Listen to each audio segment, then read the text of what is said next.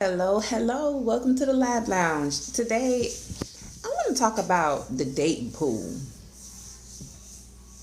I want to talk about dating. Let's talk about dating and what the hell is going on out here. What's up with giving commitment without a commitment? Is that what dating is now? Make me understand something, y'all, because I don't get it. I don't get this whole new way of dating at all. And why are we using this word friend while we dating? Oh, that's just my friend. My thing is, are you dating for marriage? Are you dating while you get to know yourself, which you shouldn't be doing?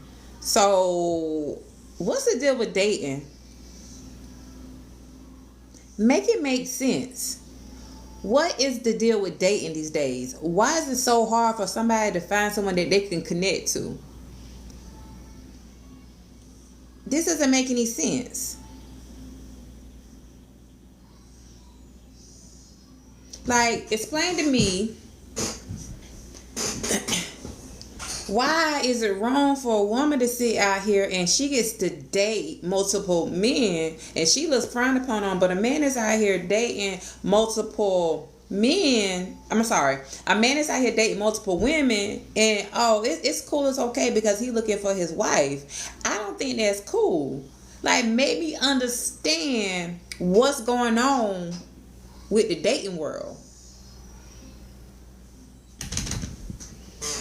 And I actually had this guy here says, what really is dating. And so he's like, he don't use the word dating. He uses the word friend. So he's basically getting away with saying, hey, this my friend. You my friend. But when you get serious, want to get serious, he was like, well, you knew we was friends. It's like men love to throw that friend word around if they get caught up with something. That's what I think. I think they get caught up with something or somebody. They be like, well, we were just friends. We were just friends. My thing is, what are you out here doing? Is anybody out here dating? Are you dating for marriage? Are you dating because you just chilling right now? But why is it so hard for somebody who actually wants to settle down to settle down? What's the real tea on that? Welcome in. We are talking about why is it so difficult to date today? I mean, what's going on? Like, my head hurts because I don't understand dating these days. I don't understand why it's wrong for women to be out here looking for providers, but they looking for providers, they gold diggers. Like, can women not win? Good morning, big nephew. I'm really trying to get a understanding of dating and the term dating. I had someone tell me they don't use dating, that they use the word friend. So I'm going to assume if a girl, we females, we get in our emotions. So if we be like, want to check you on something, they could be like, oh, well, we was just friends, or we just friends. How do y'all feel about that word friend? Thank you, big nephew. How do y'all feel about the word friend when you dating? How do you feel about the word friend when you dating? Like, let's make it make sense. I don't get it. How is it when a woman says, hey, I stopped putting all my eggs in one basket and I went out and I had 3 dates. It's okay, you want to be friends first. Okay, and that's fair enough. But we were having a discussion about women and dating. It's like, so this lady said she stopped putting all her eggs in one basket. And she said, I stopped putting my eggs in one basket 3 days ago. She said 3 days ago. She said 72 hours. She has been on 3 dates with 3 different men. Right?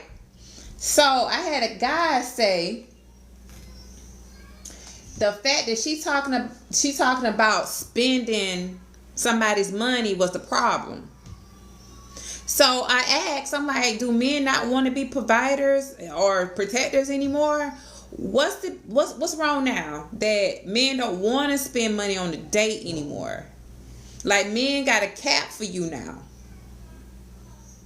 Like, what's really tea? Why is it so bad out here with dating? Why is it always the men versus women type of thing? But why can't we be selective? Men get to be selective. Why can't we be selective? I'm just trying to get an understanding on that. Why is it a problem for us to be selective?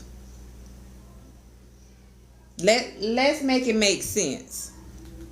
And it's definitely okay to be friends first. But my thing is, are you going out here dating for marriage, or are you going out here to date because you want to be out you want to be outside? I think that's the new thing. They want to be outside. Is that the new thing now? And I don't know. I just think it's just so hard out here for people to find love. I just think it's difficult. And my thing is, when a woman goes out here and she's dating multiple men, she's a gold digger. She's dating men to spend their money. But when you go on a date, do men not want to pay for dates no more? Do men not want to pay for dates no more? Like, what's really good? Why men don't want to pay for dates no more? Why is it a problem? That's what I'm trying to figure out. Why is it a problem? When women want to go out here and date multiple men, but they're gold diggers, but men can sit out here and do the same thing. It's like when the shoe's on the other foot, women can't do it. But men date, right? Men get out here, date, they finding their wife or whatever. But why is it wrong when a woman gets out here date multiple men and she a gold digger? And it's like, do men want to be protectors and supporters anymore? When we say we want a supporter, we are literally jabbed already. Oh, you want to support? You want somebody to take care of you? You just care about money. But that's not it. We want a supporter. And support means more than money. And I think the first thing that comes to a lot of men's mind when we say we're looking for support, the army could think, oh, she's looking for money, or she wants somebody with money, and that is not always the case. So I don't know. I'm just trying to figure this out myself about why. And my thing is money. I know people like, oh, money can't buy love. Hey, Miss Amy. People be like, oh, money can't buy you love, but money buys shelter, food, and clothing. I want to ask you, does shelter, food, and clothing make you happy? Those are things money buy. Hey, Miss Annie, we're talking about the dating pool and what's going on? What's this new dating thing that people doing now? Why is it so hard for somebody to find a connection now? It's like, why everybody feel like they got to one up the next person? Why do we down women when women want to date? Why do we expect women to be faithful to single men? It's a real question.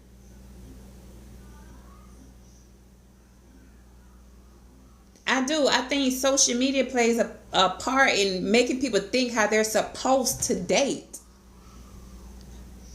But why do we have to be committed to a single man?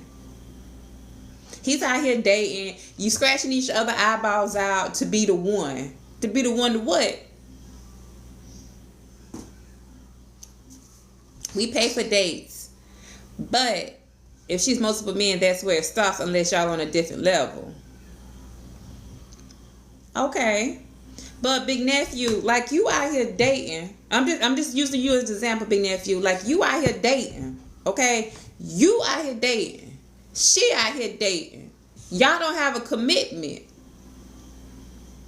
Okay? Y'all don't have a commitment. Remember that now. Is she in the wrong? But that's the thing. Men be thinking that women aren't out here with multiple men. That's the thing too, Miss Amy. And the thing is, men be out here with multiple women. But you okay, just for example, I'm going to use Big Nephew because I see him. And Miss Amy says, and those be good girls that really be home cooking and be on top of the kids and the house. That is so true, Miss Amy. I'm going to use, thank you, your favorite superhero. Thank you so much. So, I'm sorry I missed it, my union rep. So, men could be out here, have 5 women, okay? They got 5 women, okay? And they expect for these 5 women to was talking. It's okay, it's cool. They expect for these 5 women to be faithful, okay? Y'all expect for these 5 women to be faithful to you. Okay? But then as soon as they might bring up something about the other female that you're dealing with, the first thing they let her bring up is, well, you know we was just friends. Oh, we just friends. You know, and I'm like, make it make sense. And then when we ask for a protector and a provider, guess what we get called? Gold diggers. Gold diggers.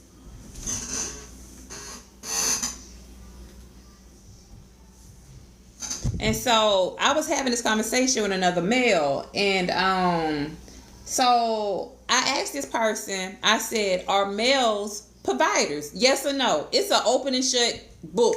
Are male, okay, in the comments, do y'all think males are providers? Are males providers? Yes. So he said for his wife and family. So I'm looking like, oh, we get to pick and choose who we get to provide for, right? Okay, here we go. Jake says the expectation of what men should bring to the table is why we feel females are gold diggers. Okay. But when you think about it, most women want support. And we're not talking about money. I feel like the first thing when a female says support, y'all automatically be like, oh, she want money. Oh, she a gold digger. We're talking about support. If I want to decide, I decide I want to go to school. I decide I want to open up a business. I decide, I want to learn how to cook. I don't know. But what I'm saying is, I feel like society, when we want something, or we have an expectation, or we require something, I feel like women is just like toned down, like, no. Big Nephew says, if I'm in your house, I'm helping. Absolutely. That's how it should be. But it's like, why is it a problem when a woman wants security? Even if it is, let's just say it is money. Let's just say a woman wants security and it is money. Is she wrong? Let's be for real. And y'all can eat me up in the comments if y'all got to. But if a woman wants a man to be on his financial game, you know what I'm saying? On his financial game, she want that foundation strong, and she's saying the financial game got to be strong. Is she wrong? Like, think about that. No, go this way. No. And I just think it's crazy, because as soon as a woman says something about money, oh, let's throw the stones at her because this woman's talking about money. So we go throw stones at her. That doesn't make any sense to me. That makes absolutely no sense to me. And it makes me realize why dating in today's world is crazy. Every woman has a right to security and final stability. But Mr. J, why is it like throwing stones at her? Some men don't want to hear that. Some men said, I'm actually telling you what this person said. 1 second, let me get the comments. So they said, if you are looking for a person, hey DJ Superman, hello. They said if you're looking for a person, no, I'm sorry, if you're looking for a sponsor, or you're looking for somebody to spend the rest of your life with, come on now. Are you looking for a sponsor? Are you looking for somebody to spend the rest of your life with? Let's be for real. If I'm marrying you, you marrying me, aren't we sponsoring each other? Because don't I have to have your back if you fall, right? I want you to have my back if I fall. So that's my thing. It's like when women say I'm looking for a person who gives me support. Wait, I need more context. Where is this being said? Well, I have a little Facebook group chat that I'm in, and we discuss a lot of things. And I wanted to talk about dating. And this particular person always uses the word friend. He said he does not use the word dating. He uses the word friend. I'm like, okay, friend. Friend to me means no commitment. But let me tell you what they said. Miss Annie said, I believe we both should have income, help each other out when we need it, food, clothing, etc. So, hold on, let me go back. Let me look for that comment.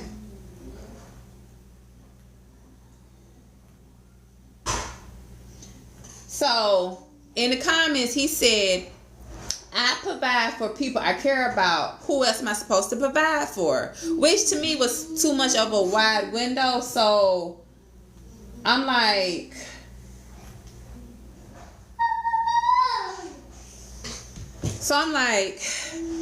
make this window small for me. Tell me a little bit about what you mean. You gonna take care of who you want. No, but some women want a lot. It's levels to it. I don't mind, but they be wanting more. Okay. Nephew, do you have an example for me? When you say women want more, are you saying sometimes we want too much? What we are our expectations too high? What we want you to be at? Is that men have other responsibilities too? Absolutely. Y'all, give me 1 second. Let's get this story started. 1 second, y'all. Be right back. 1 second. You and I on Waller Street.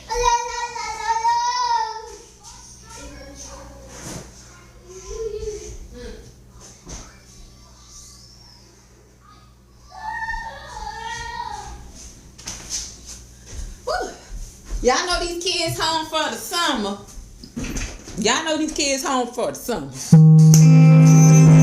I forgot to turn off my ringer, y'all. Hold on. My bad. Okay. Men have other responsibilities too. And that's true. So, we want equality, right? Well, this happens when women want to be paid the same, but I'm going to be real with you. And this is going to sound crazy, okay? Okay, so listen to what I'm saying before you listen to what I'm saying. Follow me here. Still expects a man to pay for dinner, but now we are making the same exact money. Okay, I feel you on that. Follow me here. Big Nephew says we got bills, kids, and other shit too. We don't give some of what's left. Okay. So follow me here, okay? Follow me. We don't mind giving what's left. Okay. How can I say this? Because I want y'all to think about what I said before you respond to me. I don't want equality. Do y'all get what I'm saying? First, I don't want equality.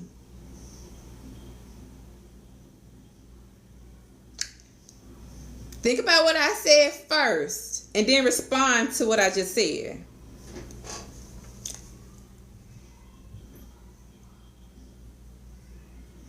DJ Superman says the whole point of being together is having each other backs. Absolutely. Exactly. We aren't equal. Jake, we absolutely are not. Okay. I'm going to give everybody else time to respond to what I said. I don't want equality. I don't want it. And I'm going to tell y'all why in a minute. But I got to give you guys time to respond.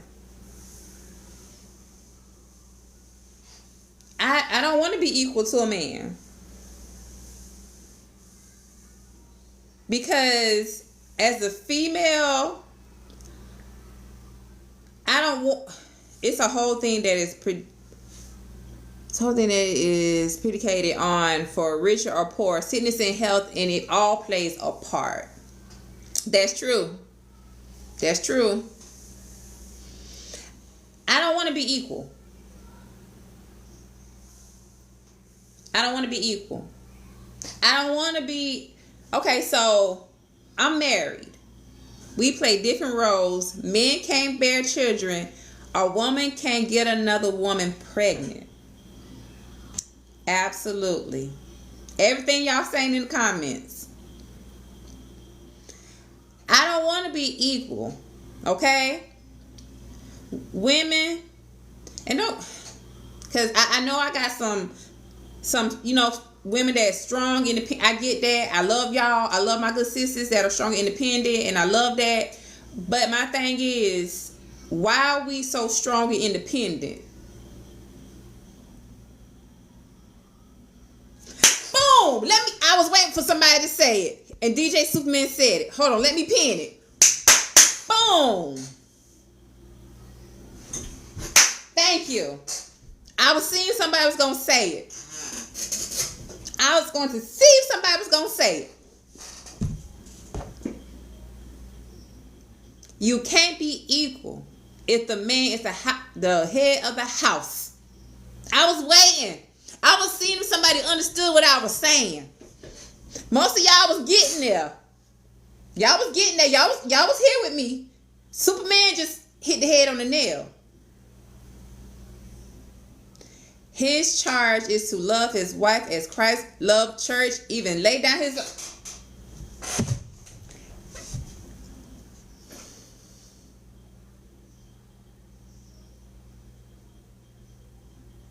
Oh, nail on the head. You know what I was trying to say. You know what I was trying to say, Jake. Listen. Thank you so much. I appreciate you. Keep me straight in the comments, please.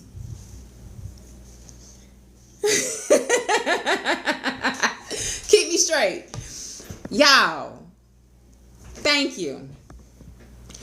But what happened? What happened when we have gotten away from that, and when women say we want support, we want to protect her. When we're dating, we're a gold digger. They always want something. They always looking for something. But really, women are getting out here looking for their leader. Because all our lives, we have been told, be strong. We are women. Be feminine. But how can we be feminine? And somebody said this to me. They was like, cool. I'm all for being feminine. But how can I? They said in the dating world that they're in now, how can they be feminine with the men out here in the dating world? Well, there's a difference. There's a woman that loves God and serves God, and there's women out there that don't serve God in heaven, right? That's the whole point. You are not the hunter. The man is supposed to be the one who finds you, not vice versa. Ooh-wee.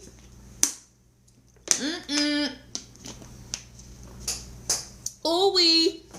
Okay. Okay. I see y'all. Miss Amy, Superman, Big Nephew. I see y'all. I see y'all. Mr. Jake. I see y'all.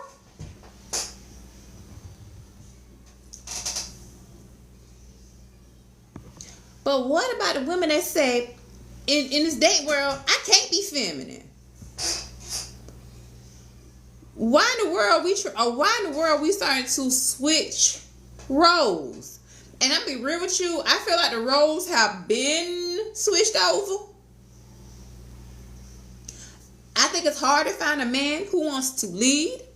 I think it's hard to find a woman who wants to be led. Okay? A lot of women out here that get out here, I don't need no man. I don't need no man. We need each other. How can we get back to saying we need each other? Man needs woman, woman needs man.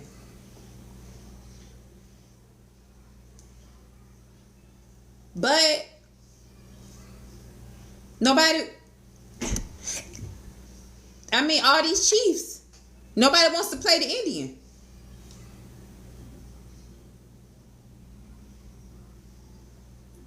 Jake, yes, I am married. 5 years. I am married. Yes. Yes. And I'm to be. Oh, B Neff, you gotta go back to work. Thank you so much, Miss Amy. All right, congratulations. How is it? I'm gonna tell you.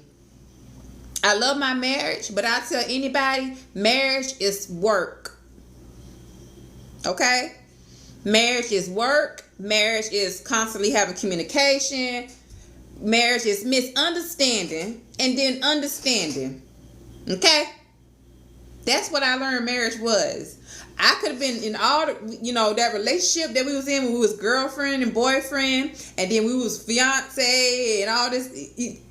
But when we got to marriage to me opens your eyes more. That for me. Now everybody else is different, but marriage definitely opens up your eyes.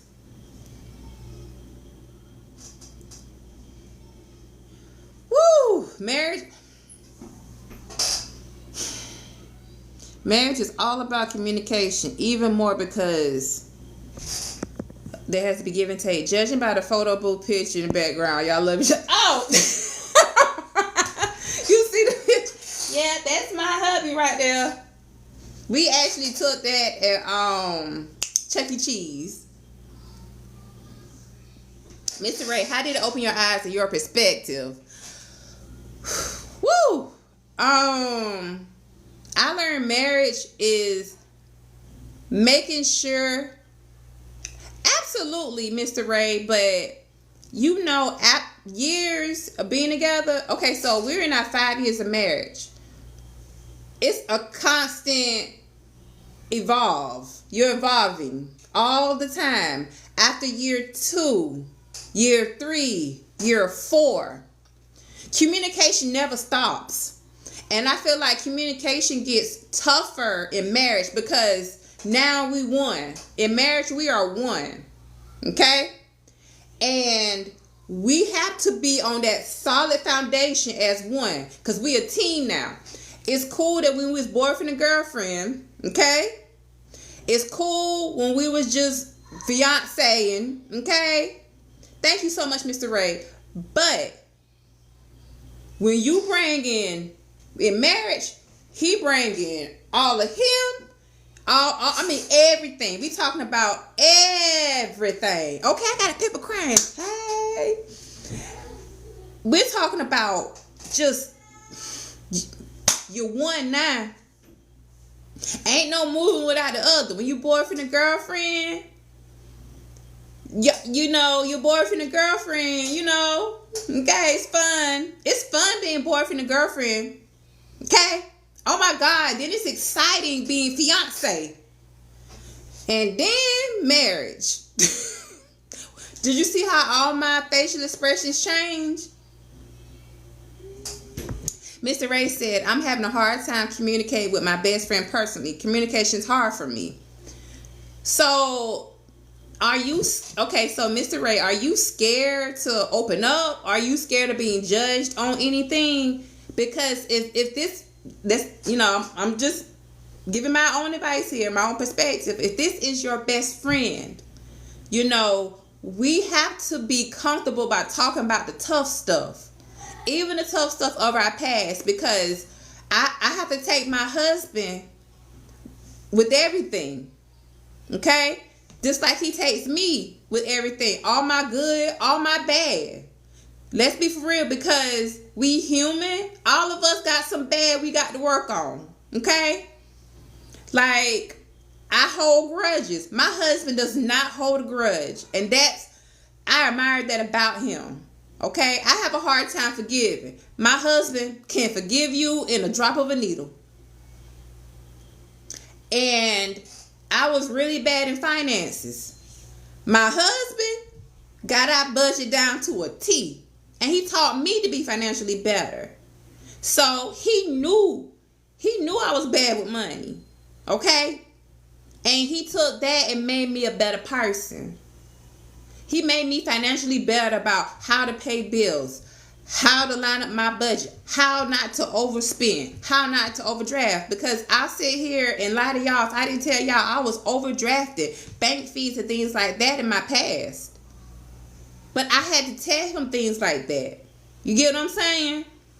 It's always have to be open communication, whether it's good or bad. Mr. Ray says, I hold grudges. I'm not going to lie to you. Mr. Ray, I hold grudges too. God working on us, Mr. Ray. God working on us, okay? God is going to work on us. I pray, because I want God to forgive me. So I'm learning to forgive others when others did me wrong, because I've done wrong and I want God to forgive me too. So, and I think Miss Amy was the one who told me that. And that was just a couple days ago. So, I have some great followers. Because I know I get up here and I'm giving y'all all the advice, but y'all don't understand what y'all give me. I got up here, was it Monday, Miss Amy? I got up here Monday. Really, y'all, my heart was heavy. And Miss Amy and Miss Dee Dee, they talked to me. And what you have to do, Mr. Ray, you have to surround your people. I know we don't know each other. I know none of us know each other from a can of paint. Y'all know I can't talk. Wait a minute. A can of paint. But I think that I do have a great support system as my following, because people really get on my platform and open up. And that's what I want people to do. Hey, AP. Hey, beautiful.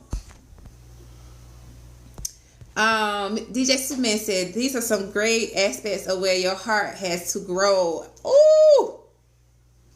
Listen, I just bought something up from 2 years ago. After having a great time, after having a great weekend with her in Indianapolis.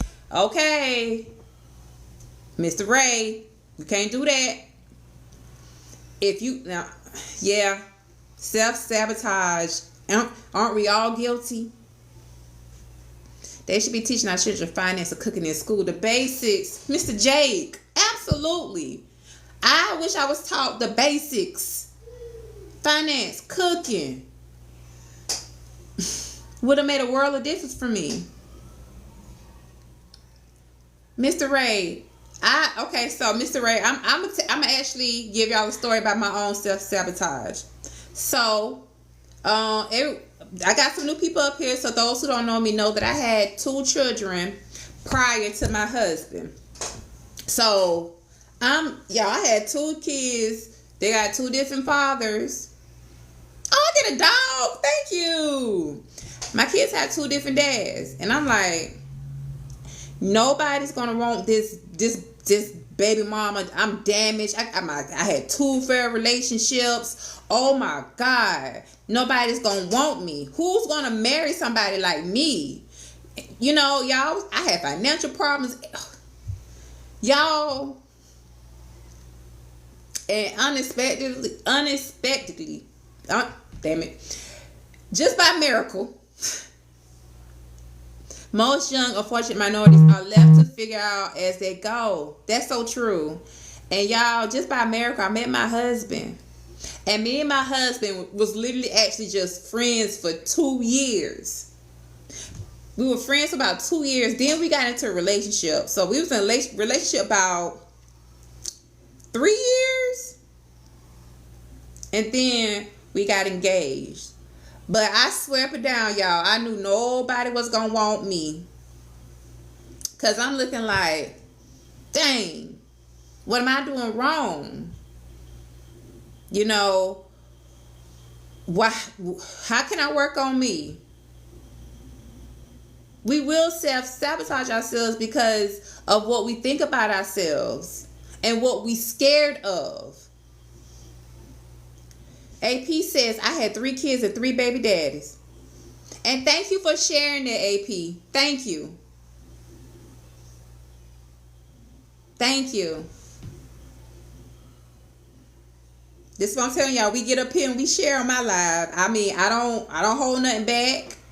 Haha, he had a friend, isn't that shit we talked about earlier? Right. We were just friends. We didn't even kick it or nothing like that. We was just like literally friends. He actually came through my Facebook Messenger, and we were literally just friends. But then he wanted to, you know, did he expect you to be faithful too? Jake, let me tell you, Jake. Yes.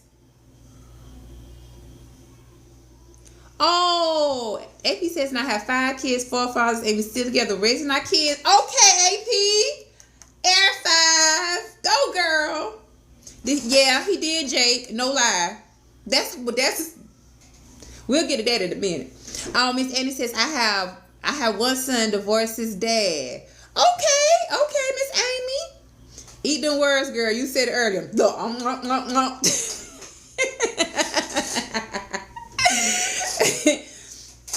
But yes, that man prayed for me. That man, y'all, I ain't never had a man pray for me. Y'all, I was distraught because I took a certification class trying to get a better job.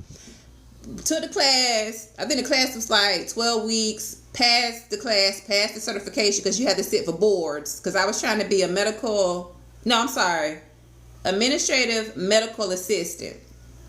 Passed boards, passed nationals, good, boom, boom. Y'all, at that time, hunting for a job so I can get, put myself in a better position for me and my kids. Y'all, I remember sitting on the porch, sobbing, losing it. And where I lived at, there was a church right across the street. I'm sobbing because I am frustrated. I am job hunting. I'm going on interviews. That man walked me off my porch across the street to the yard of the church and got to praying over me. Y'all. And guess what happened, y'all? Guess what happened? A husband, other jobs to cover his spouse in his house. Listen. Y'all, that man just started praying. Y'all, tears is falling down my face. He got my hand. I can laugh about it now. He got my hand. I'm sobbing uncontrollably because I'm frustrated. I'm just tired of working that dead end job. I went to the classes. I was working and going to the class at night. I passed the class. I sat there for boards and I passed the boards. And I can't find no job, y'all. I can't find no job. Jake said, you must have been looking damn good.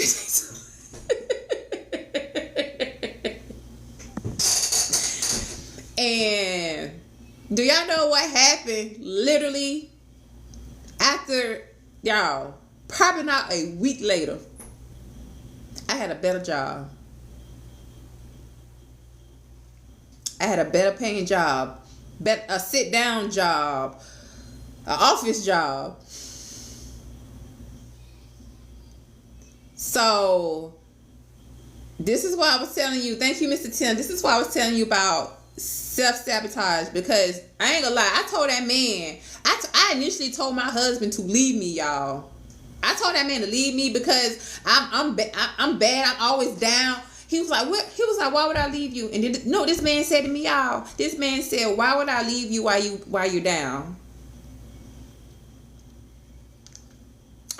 actually had told my husband to leave me alone because I am struggling. And if I'm struggling, I said, if I'm struggling, then I'm going to bring you down too. I'm just going to bring everybody around me. Y'all,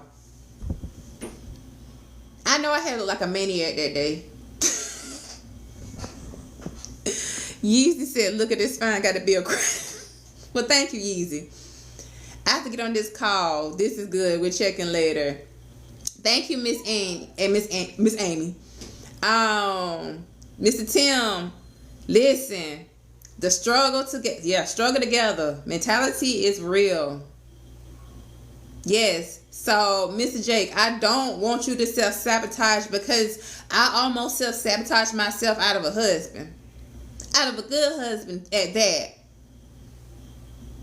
Now, I have a good husband, but I'll never tell y'all that it's not without, our own struggles with each other. There's fussing days. There's some days we have to push through with each other. There's some days we have to apologize to each other. And Mr. Jake, if you can't do anything else, apologize to her and apologize to yourself. Don't self-sabotage yourself out of a good thing. Okay? Don't. She left you 2 months ago. Been working on how to talk to each other. Mr. Ray, this is the time for you to lead. Show her how you talk to her is how she talks to you. Okay? This is your time to lead by example. When we look for our men to lead, like even when my husband and I are upset and we fussing, we don't say no B words. I don't call him a MF, the other B word you call a man. I don't talk to him like I would talk to somebody I don't know in the street. It struggles for real to make a marriage work. Absolutely. Hey, Abby. So, we definitely don't cut your thought. That's good. But okay. But make sure the past, Mr. Ray, is in the past, because if y'all gonna make it and be Mr. Ray, thank you. So, if y'all gonna make it.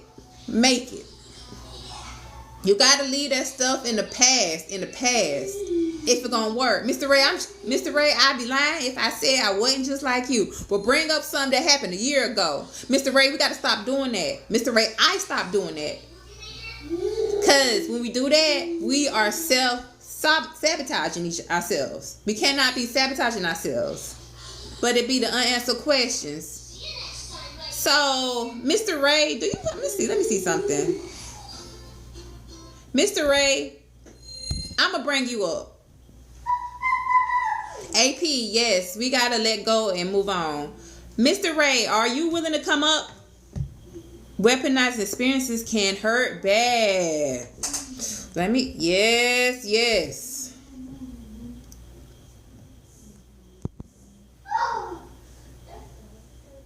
And I'm going to bring up Mr. Superman, Mr. Tim, Mr. Jake.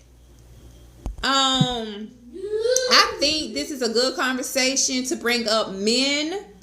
My experiences as a female, I know that Mr. Tim, Mr. Superman, Mr. Jake, and all them can give you experiences of their own self-sabotaging. And, you said it'd be the unanswered questions. Can you dig a little deeper with that for us? Mr. Tim, welcome. What advice can we offer Mr. Ray?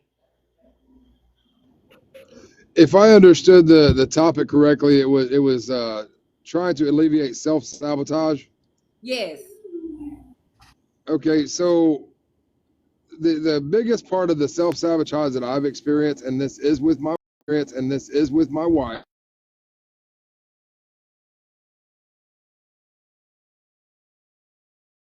that sort.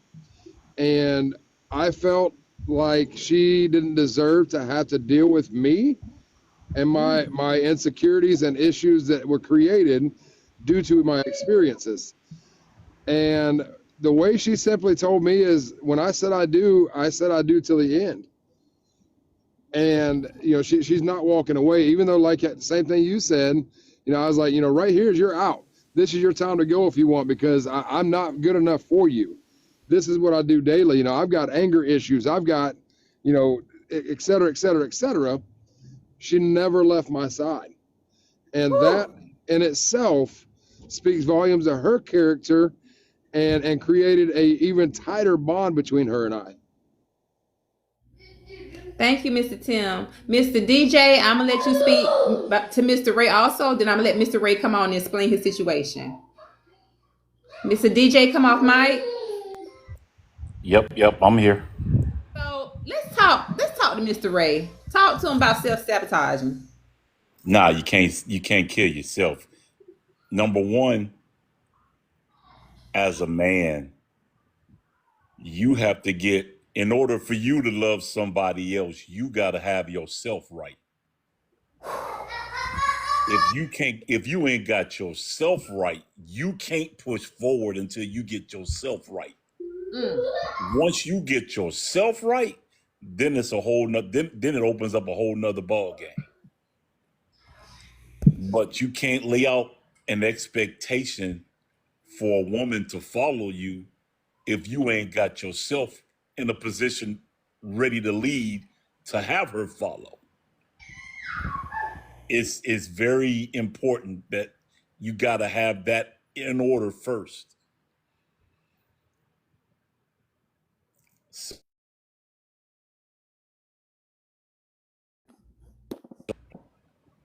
Put the cart before the horse. Before you say, you got to have everything. You got to have everything in alignment before you can lead. You got to have everything in alignment. Because if you don't, you're asking for bigger problems. So I'm just saying, you gotta have it ready to go. All right, Mr. Ray, tell us what's going on. And we have some great gentlemen up here and in the comments too. That's why I want to bring up the guys, because I think men can understand each other. So, Mr. Ray, come off mic. Can you hear me? Yes. Talk to us. What's going on? So we've been knowing each other about 3 years now, going on 4. In the beginning, it was more on some play stuff. I didn't take her serious. She didn't take me serious. But as time went on, just like any other story that you hear, feelings got involved, and there was some hurt in between there, on my part and her part. But I think it's the not knowing, like, what happened on her end versus knowing everything, that all the BS that went on with me. Just last year, I lost my job of having 8 years, and I just became financially stable last month. So I've been trying to build a relationship with her again, because I am financially stable now. But during the time when I lost my job, up until maybe January, she supported us, and I was a straight a-hole to her. And I did all kinds of things to this woman, and she couldn't take it anymore, and she went back home to Indianapolis. I stayed back down in Louisiana. And this just past weekend, I went out there to visit her. Not to be long-winded, guys, I'm about to land this plane. We had a great time. No arguing. I mean, when there was one disagreement about where we were going to eat at, I mean, we were able just to talk it out. We prayed together each morning, which we've never done. Never. Like, God was not to mention ever with us. So for that to have happened, I'm still at shock. I'm still on this kind of endorphin high, but I don't know how to take her now. It's just like, oh, it's too good to be true. So let me bring this up. Why was this guy calling you at 10:34 p.m. back in the summer of whatever? I still don't like this Buster. You know what I'm saying? I used to work with this guy, but just unanswered questions, self-sabotage. But let me be quiet now. But that's the gist of it. Okay, so I'm gonna start with DJ Superman first, and I'm gonna go to Mr. Tim. So DJ Superman, come off mic and talk to Mr. Ray, please. Well, I'm going to tell you this, brother. When you put God in the center of everything first, things fall in line. Especially if you do it together, things will fall in line much more easier than you trying to do it yourself. That's the importance of having yourself together. Not so much financially is good, but mentally and spiritually, it's much more important for that to be in alignment. Because once your mind and your spirit is aligned, everything else falls in place. Especially if it's God led, everything else is gonna fall in place. And you can't. All you gotta do is be ready for the ride and do the work. That's all you gotta do. It's not always easy. It's not always easy because it's like I put in the comments in the box. A relationship is like, especially a marriage, it's like a bank account. If you don't put nothing in it, you can't get nothing out of it. If you put something in it, you get everything out of it. Just saying. Thank you, DJ Superman. Mr. Tim, talk to our friend. So I think I kind of touched on this general subject here last week a little bit, and I'm going to share a personal experience, and this is not a projection or am I accusing anybody of anything, okay? Please don't think that. My issue with self-sabotage as well was how I was as a very young man, and I projected that onto my wife, saying, are you doing this? Are you doing that? I know how I used to be, and then I was like, okay, is she doing this? And, and this is early in our marriage. You always hear, don't point fingers at somebody because you got three pointing back at yourself. I am not accusing you of anything, sir, but we might need to do some self-checking like I had to do in the past to try to overcome that concern when it goes to someone else, because it almost cost me my entire marriage for doing exactly that. Luckily, like I said before, my wife is an amazing person, and she understood exactly what was happening. I didn't know what I was doing. I didn't realize it. She's like, no, let's talk about this, and we did. And again, that made us grow as a couple. But again, I'm not trying to accuse you of anything. I don't know anything about you, but that was my downfall. And it seems like you're awesome at self-recognition and saying, okay, I have a problem. So if that's the case, we gotta try to work on that concern. Mr. Ray, I'm here. how you feel? Talk to us. How you feeling? Like Mr. Tim, DJ Superman, they really gave you some great male perspectives. No, they did. I'm not doing. I don't have anything going on as far as extracurriculars. Like, I'm in love with this woman, and I can say this to anybody in the street. Anybody, I can say this to my family. They see it. My actions show it. During a time when she left her family in Indiana to come down. First it was to Pennsylvania, then Texas, then Louisiana. I mean, this woman has followed me, gave up a career to follow me states, to only act a plumb fool. But I don't have anything else going. I want to marry this woman, and I'm trying not to, just ruin it or run her away. But I think touching on mental health, I believe that is an area of concern as far as wanting to be better, and because it boils down to the communication. I'm afraid to talk about mental health because this world judges you. Like, you say some things, being a person of color. I hate to bring this up, but you're judged for it, and I can't hold stuff in anymore. So I've been sharing a few things with her, but it just feels off to me. She listens. Um, she doesn't come back with any uh, criticism or whatever. But I think we're reaching a level that I never thought we were reaching. I think I'm just getting scared. That's why I'm just saying crazy stuff now. You said the word scared. I can probably count every toe, every finger, eyeball, 2 ears. um, Scared. Whew. Scared make you run, and it makes you sabotage yourself. But you gotta take scared on. Prime example, what I'm doing. Y'all don't. When I started this whole thing, I'm like, who in the world gonna come in here and join these lives? When me and my co-host didn't work out, I'm like, oh my God. But Mr. Ray, I don't want scared to hurt you. Mr. Ray, it is okay to be scared. Who ain't scared? And Mr. Ray, who don't have some, I'm gonna be real with you.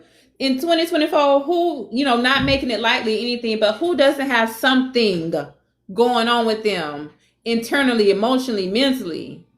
I went through postpartum. I'll tell anybody, I suffer from anxiety. People love to say you don't look like it or you don't act like it. But how many of us had to put on a mask and face the world?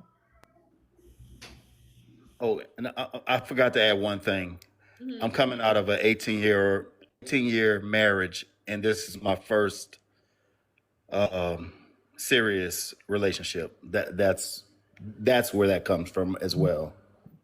So you're 18. So the marriage you have for 18 years, do you want to touch on it? Oh no, that was I mean, just, someone just came into a lump. Someone came into a lump sum of money, okay. a newfound life, and I was no longer needed. So that's Oh, yeah, and it wasn't on my end. got you, Jake. Jake. We up here. We helping up here. Okay. Go. We gonna do anything that we help people over here, Jake. That's why I'm trying. I'm trying. Mr. DJ Superman. DJ Superman is married. Mr. Tim is married. So we gonna touch on that. Is DJ Superman still here? Yep, I'm here. Okay. So Mr. Ray said, 18-year marriage. Mm-hmm. Came into some money. They ain't need him no more. That's scary. That's scary. But what at this point, and he has this great, great lady in his life. We don't want Mr. Ray to lose this great lady. DJ Superman, talk to him. It's okay to be afraid. Trust you me. I'm gonna let you in on a God's honest truth. Mm. I'm gonna speak a God's honest truth for you. Just Uh-oh. you still got me? I got you. I got you here. Okay, brother. This woman, this absolute diamond I found that it took me a lot of time and a lot of patience and a lot of heartbreak to find. This is marriage number 5.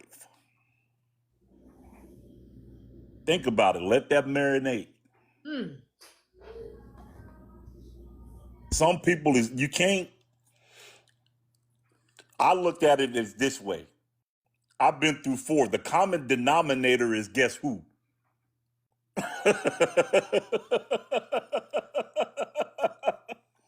So, in order for me to get right, I got to get myself right before I can lead anybody. So, I mean, there's been a lot of soul searching. There's been a lot of heartbreak. There's been a lot of disappointment. There's been a lot of, I ain't been all the way right in my own right. And you got to address that. But as far as being fear, it's okay to have fear. The thing is what you do with it. The thing is what you do with that fear and how you react to that fear. Are you going to be fear and fall back, or are you going to be fear and go forward? If you're fearing and going forward, you're in a better place. If you're fearing and going backwards, you're not ready to lead yet.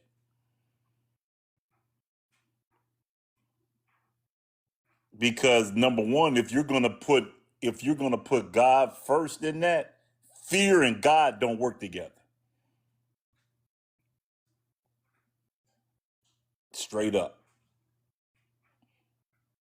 I'm over here having a praise time. Woo! Go ahead. I'm sorry. I'm sorry. You good. You good. I'm good. Go ahead on. I'm good. Woo! Mr. Tim, I need you to pick up the mic and finish. I, I don't know if I can hit that one that hard. Woo! So you spoke about your past marriage and having concerns there, and that's more so what I was meaning about looking at yourself is because of what I did in the past, like you're saying, like you've experienced in the past, we're pulling that to the future. I blame that on my wife, but it had nothing to do with her. You know, that little girl that called me daddy for the first year of her life that I found out was not my child before I got married to my ex-fiance, that's what I projected to my wife. Are you going to do this to me too? So I was mad at everybody.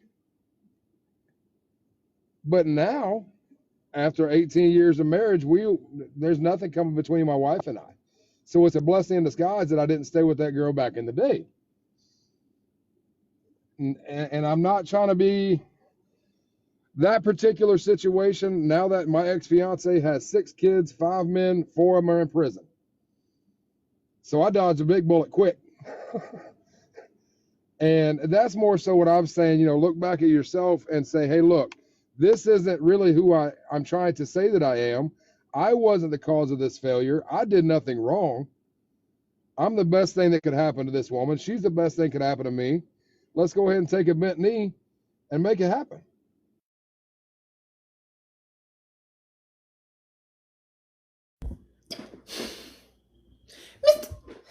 Mr. Tim, I am so sorry about that. Wow. And I'm not anymore. I understand. Thank you for sharing that, Mr. Tim. Y'all, I cannot tell y'all how much I appreciate y'all sharing experiences, sharing things, trauma things, everything. So thank y'all, because y'all don't have to do any of this. Wow. Mr. Ray. Mr. Ray, I still got you there. Yes, you do. How are you feeling about all of this? I mean, I hear both gentlemen loud and clear. I think I am projecting past experiences on her and what you might do, what she will do, and I need to stop because it doesn't push a person closer, it just pushes them further away. But when I say we've been clicking as of late, I mean clicking. Like we're not even together. It's not even supposed to be a. She left me. Like she was out. Deuces. Have a nice life. Get that mental together. And then ever since then, I mean, I've been going to counseling because I know people laugh at when you say seeing a therapist and all this other stuff, but mental health is important. But Ray, I commend you for going to see counseling. Thank you. There's no laughing. We support you on that. you pray, you pray, you need God in your life. I know that for a fact. There's no doubt. But God does, have people out in this world that, help with the mental. But when I say we've been jail tight, and I never seen it like this. And I think that's what's Uh, I think DJ said the fear, or Tim, I don't know which one said about the God and fear don't go together. So you need to let that go. It's just tough. That's all. That's all I'm trying to say, guys. It's tough for me, but I do love this woman. I'm trying to marry this woman because I know. Look, let me tell you this. I was trying to spend money on her this weekend. She's still looking for sales. I'm like, what are we doing? So I don't know, a lot of women that just always go to sales, but she wasn't trying to spend nothing. She just wanted to spend the quality time. So anyway. Sometimes that's what it's all about, brother. Yeah. Sometimes quality time is what it's all about.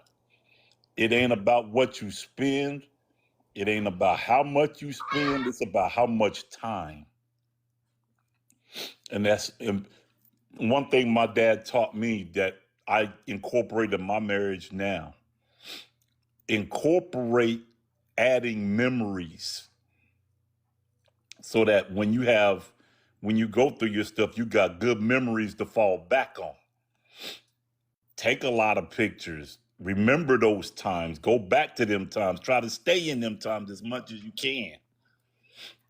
Hey, DJ. She literally was just saying that about she'd rather create memories than having something that's going to wither away or fade away, There you go. You just hit it on the nose right there. Hit it on the nail. Not to cut you Absolutely. off, sir. I'm sorry about that. No, you good, brother. My job as a Christian man is to spread the knowledge, help who I can, because you never know what seed I might be able to plant. I might be able to plant a seed for you.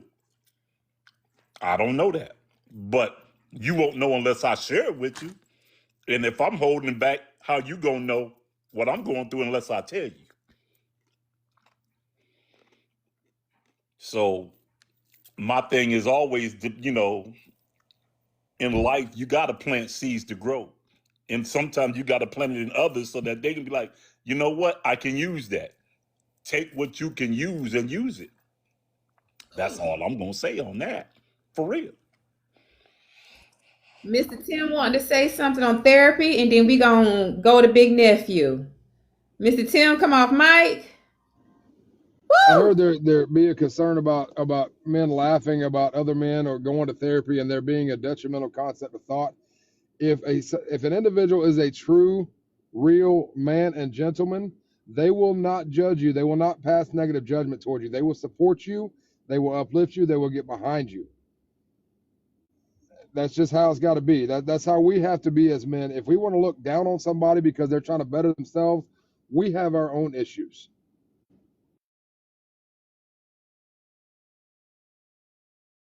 Absolutely. Big Nephew. Do I still have you, Big Nephew? Yeah, you got me. So we are talking about self-sabotage, mental health for men. Mr. Ray got a good lady, but there's some things going on within him. What advice can you offer him as a man to man? Because I think that the best advice for him, I mean, he can hear me, but a man's perspective, y'all get each other.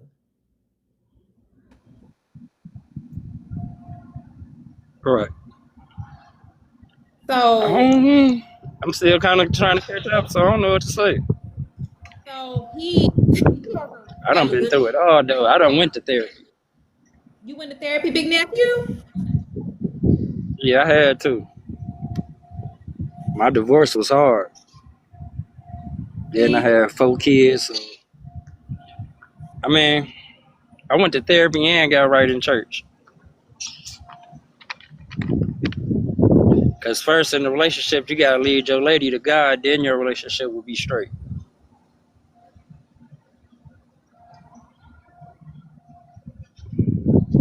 He's shouting in here before this live is over with. That's what y'all trying to do. DJ, and that's where I failed. I wasn't the head because she made more money than me. So I let her do, make all the decisions and everything. but I wasn't leading, and I wasn't leading towards God. That was my first two mistakes. The first 7 years was good. I had the bad folk. I mean, I thought I was doing good. I was teaching her confidence because she was lacking confidence, and everything else I was showing her more. But at the same time, because I wasn't leading her to God, everything I created a monster. So she was out there after that. She wanted to be free. I feel you, big nephew. Here's what I'm gonna say about the money thing. And this is a sore spot for a lot of marriages. And this is what guys gotta get past. When you are married, there is no her money, my money, it's our money. It's all coming in and south. It's all coming in the same house. My phone died. That's the part that, as guys, we got to get past. So what if my wife is making double the money I'm making? It's still coming to the same house. It's ours. Now, if y'all are on some stuff to where it's her money and my money, then y'all ain't together. It's still y'all still fighting two different entities. When you get married, it's supposed to be a union of everything. It ain't just a union of souls, it's a union of everything. Everything becomes one. Everything becomes solid.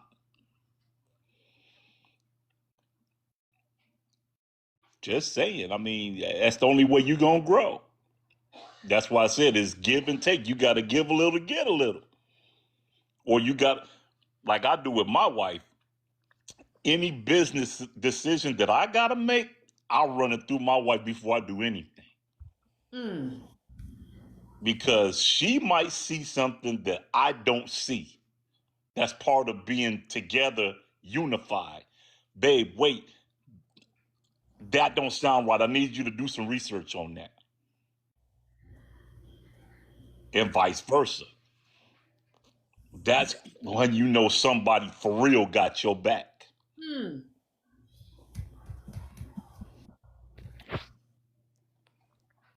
Y'all done blessed me today. Y'all know that?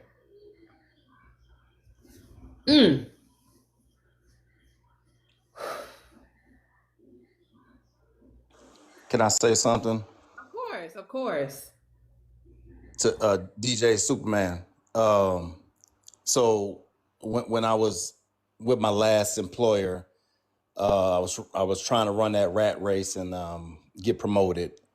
And you were saying about running. I mean, I know this young lady's not my wife, but I ran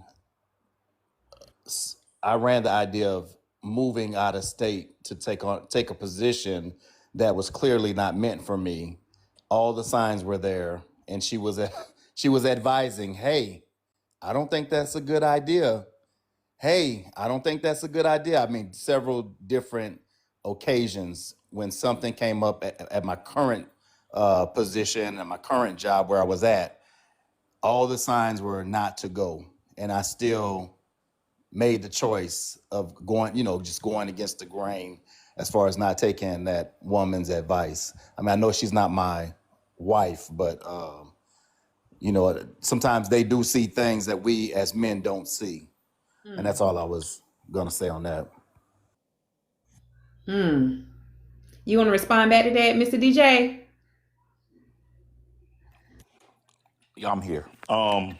It's all good. I mean, she may not been a she may not have been your wife, but if you're a team, they're gonna look out for you like that. Anybody that's gonna be on your team is gonna be down with you thoroughly. They're gonna look at the big picture of what you're trying to do. Because what you gotta ultimately also realize is it's not only gonna affect your life, it's gonna affect her life. So you gotta take everything in the big picture into consideration. That's why I don't move without my wife. If I'm gonna move, I'm gonna move and put it past my wife. What do you think? What's your concerns? What's your debates? What's your pros and cons? Because ultimately, a decision that's got to be made is going to affect both of us, not just one of us. So you got to take that in consideration when you make a decision like that. You gotta listen at all angles. And Jake said, best advice I got. Trust the gut, not the heart. If it doesn't sit right, it's because it isn't right. Mr. Tim said, so the struggle comes back to you. Hmm. Because sometimes a bad decision will leave you in a bad decision until you change the equation. Yep. Woo! Yep. Woo! Woo!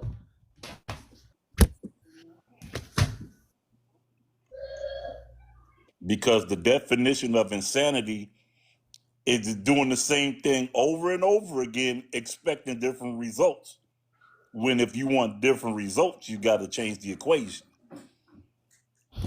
Something you do got to change in order to get a different answer. Woo! Listen,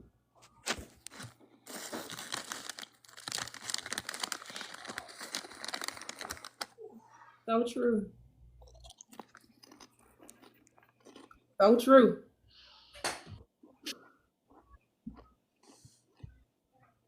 Mr. Ray, I'm not sure if you have discussed it yet with within your counseling sessions, but that's definitely something to discuss to bring you to me when you talk about it out loud and you hear what you've been doing. Sometimes you're like, wow, okay, because there are things that I've talked about because I've been in therapy too.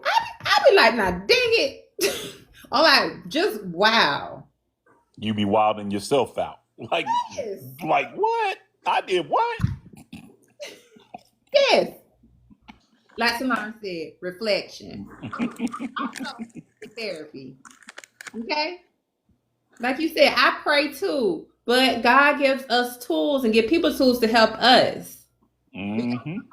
We can't just say, God, give me God bless me. God got to see the work too. Mm-hmm. God God's got just not gonna put it there and just Ooh, be like, there yes. you go. You still gotta Yes. do the work. still got to do the work. Mm-hmm. Still gotta do the work. And Mr. Ray, it looks like you are doing the work. And you don't, like I said, you don't know none of us, but you don't understand how loud your cheering section is right now. We are cheering you on in the comments up here on the panel. And it's Look. so important that men do get a hold of mental health. We know, there are good men out there that carry the world on their shoulders. And Mm-hmm. on top of the world, somebody's still pushing more on top of that.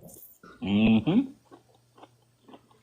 So Jake said, we went from men versus women, mental health and positivity to positivity. Nice twist. Thank you. Mom says, do men do vision boards? That is a good question. How about God's God puts people in your life for a reason or a season? Woo!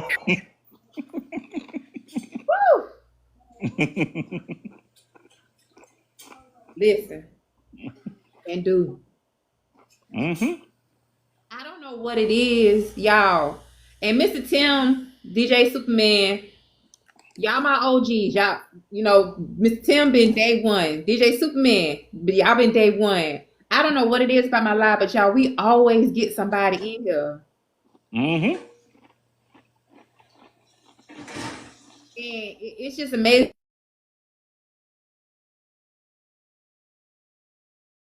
And just, you don't understand, Mr. Ray, you talking.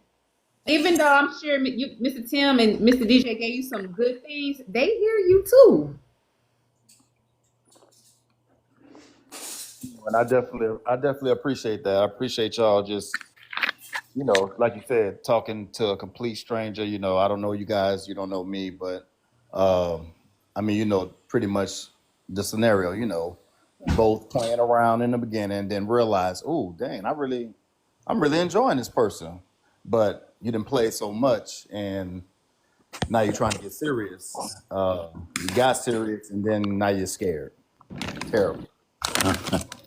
It happens. Sometimes it just pop up on you, and you ain't when you least expect it. It'll pop up on you, Won't it? Won't it? and then you got to ask yourself, okay, am I really ready for this? Hello. I know I had to. When I'm sitting here, I'm a baby mama twice.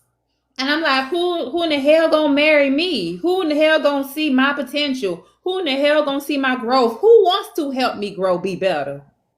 That's called people. That's called people that have the past judgment like that ain't ready for what you got to give. Because if you got already 2 kids in removed, you looking at it from the outside in, you already giving of yourself already because the picture's already bigger than you already.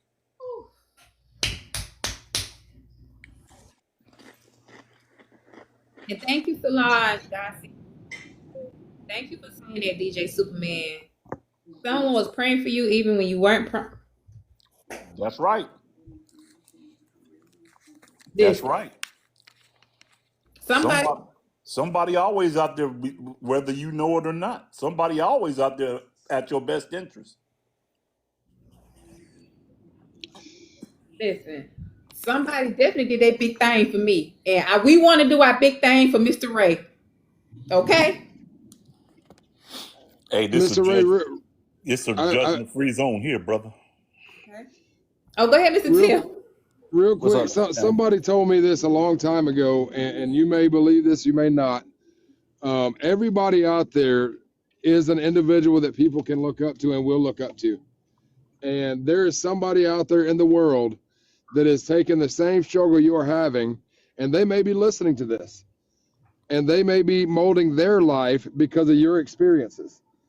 So never, ever, ever be down on yourself for any reason whatsoever, because believe it or not, you're helping other people.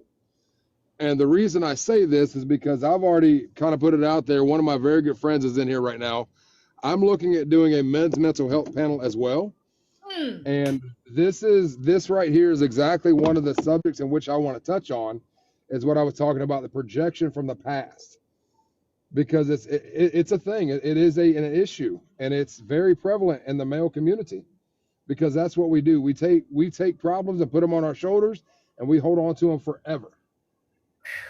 So we got to work together to lean on each other, and that's where the song came from. Lean on me. That's where it came from. We got to lean on each other to succeed. Yes, we do.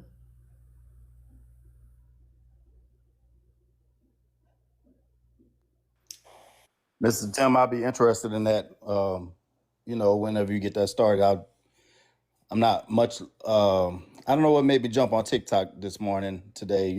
But I guess I was meant to meet some folks on here to talk about this, because I do think I was starting to think, oh well, what, man, I don't need to see no counselor. I'm cool. I don't need to see this psychologist. They don't know what they're talking about. I'm gonna be made fun of because I just started my work. I'm on my fourth session now, but I really, I'm glad for you guys. That's all I can say. Thank you for just being on today. Seriously. Mr. Ray, we are glad for you. Thank you. Do you know how hard it is to be vulnerable with strangers? To be vulnerable on a public platform when you don't know who's swiping and who's going or who's sitting outside your live? You use the word scare, but you threw that word out the window today, Mr. Tim. And I'm sorry, not Mr. Tim, Mr. Ray, I'm sorry. And I want you to remember that. You threw the word scared out today when you got on this panel and you spoke on yourself and you spoke on your issues and that word is out the window now. Because you got up here and you did that. And we're so thankful that you got up here and you saw it in us enough to say, hey, I want to talk to y'all. And We are so glad to have you, and we want to continue to have you. We definitely want to welcome you into this community. We don't judge over here. Mr. Tim was like day one with me. So Mr. Tim knows me and how I run my lives and how we do. And those people have started coming in, like Solange, DJ Superman. He's also a day one. I mean, you are always welcome on this panel. No matter what you're going through, we are here to support. We are here to pray with you. We are here to give you strength. We don't judge. How can this glass house, this glass house right here, throw stones to you? And like Mr. Tim said, when somebody point at you, 1, 2, 3, point back at them.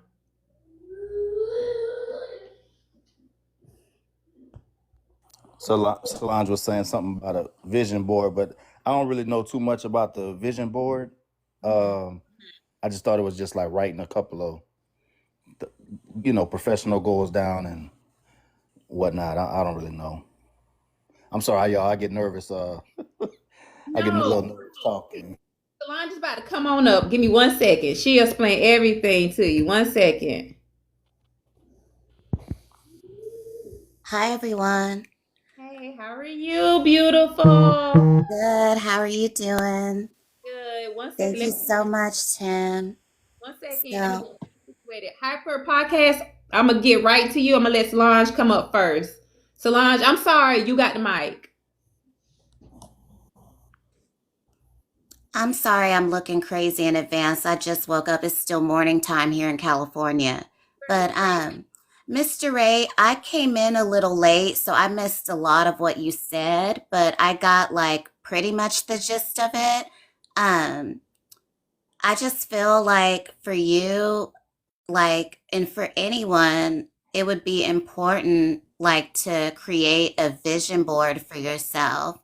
And what that means, like, to me, because I'm still new to this and I need to create one for myself, but I've like seen people do it. So I know like it can be pretty much anything. Like some people can go through like old magazines or even new magazines and find something that inspires you and put it on that board. You can find different inspirational quotes. You can use words of like affirmation, and it can just be a vision of what you imagine your life to be. And if you're like a romantic and you wanting to find that woman, visualize what type of woman you would like to have and base it off of your past traumas and experiences. Like, I want a woman who confides in me, if that was what you were lacking before. Like, I don't know your story. I'm so sorry, but I'm making this as an example. Like, it can be anything. And I hope that process ends up being real powerful for you and that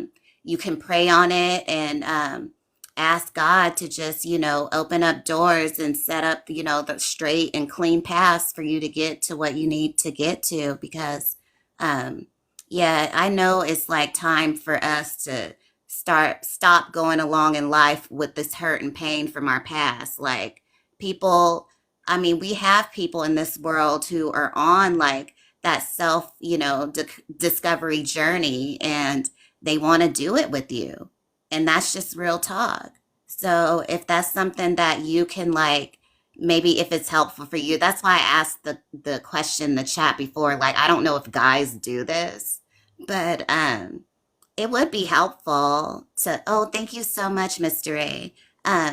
It would be helpful to do that because maybe it will, you'll have it there. You can visualize this. Like, you can even have a vision board about like some places you want to go or travel to, like whatever you want for your life. Like, just, I feel like even guys can manifest that energy too. Like, I feel like we all can really just tap into and focus on, the things that we want so we can just feel like so much better, like as individuals and as ourselves, and just live this life to like our fullest potential.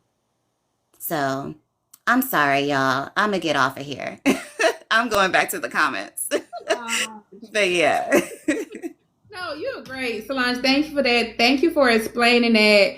She explained it way better than I could because I also want to do a vision board, which I think men should do. So Solange, thank you. Thank you for that. We have somebody new. Is it Hyperview? Can you come off mic for me? Yeah, hello. How you doing today? Hey, well, welcome. Thank you. And yeah, you can call me Rob. Hyperview is the name of my podcast that I do. Awesome. Well, welcome, Rob. So, have you kind of sat back and listened to our conversation? Do you have some input? So I've listened a little bit. I want to make sure I do understand the full context because I don't know how long you guys have been talking. But as I understand, it's somewhat about men's mental health. There's been some talk of, the journey people are on and how they're dealing with their mental health in the context of men's mental health. Absolutely. And we also talk about self-sabotage. Like, we want to address all of that too. But you are definitely right on the track that we're everything that we're talking about. Okay.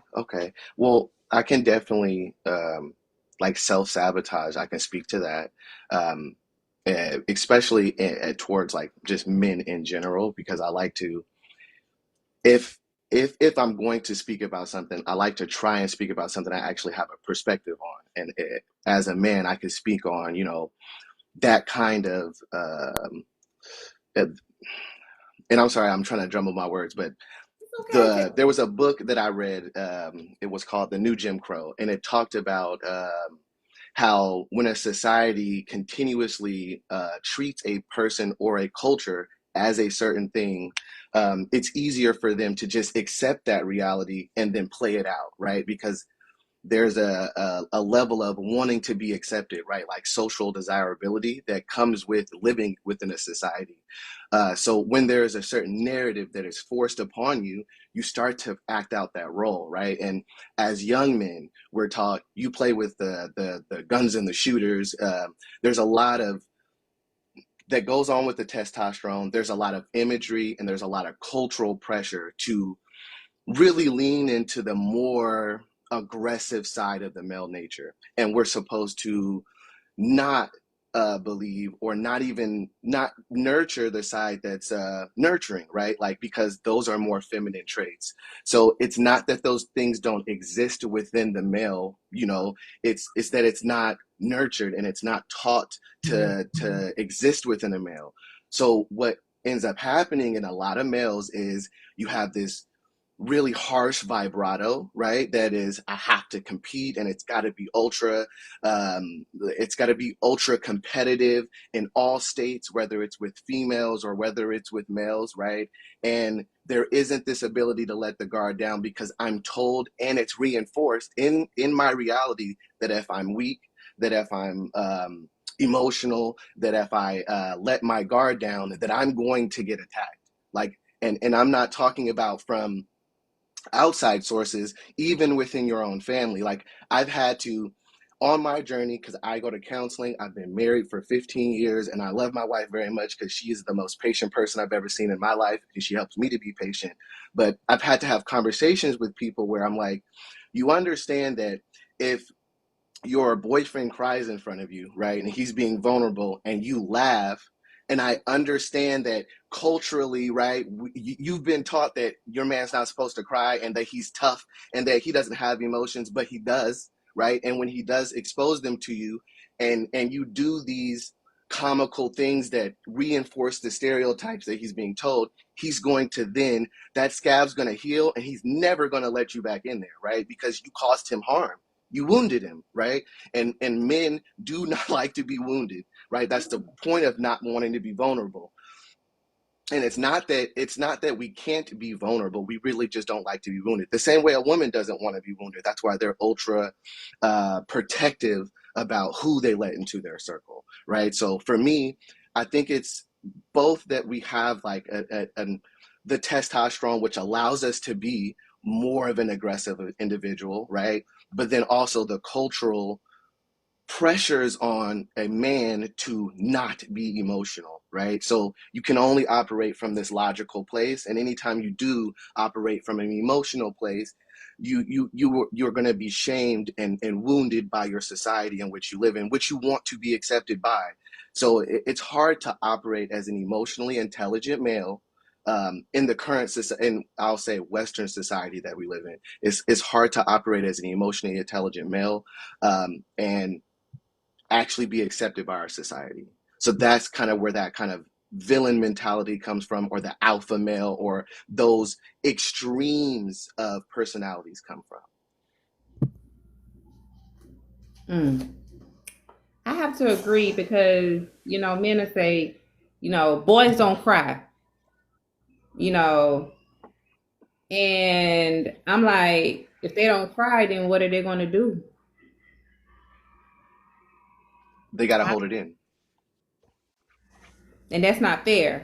And to me, that's another part of men's mental health that needs to be addressed. Of men don't cry, or little boys fall. I could be at the park, y'all, with my own son, and I see a little boy might have fell off the slide or something. Get up! What you crying for? I'm like, if you fell off the slide, wouldn't you cry too?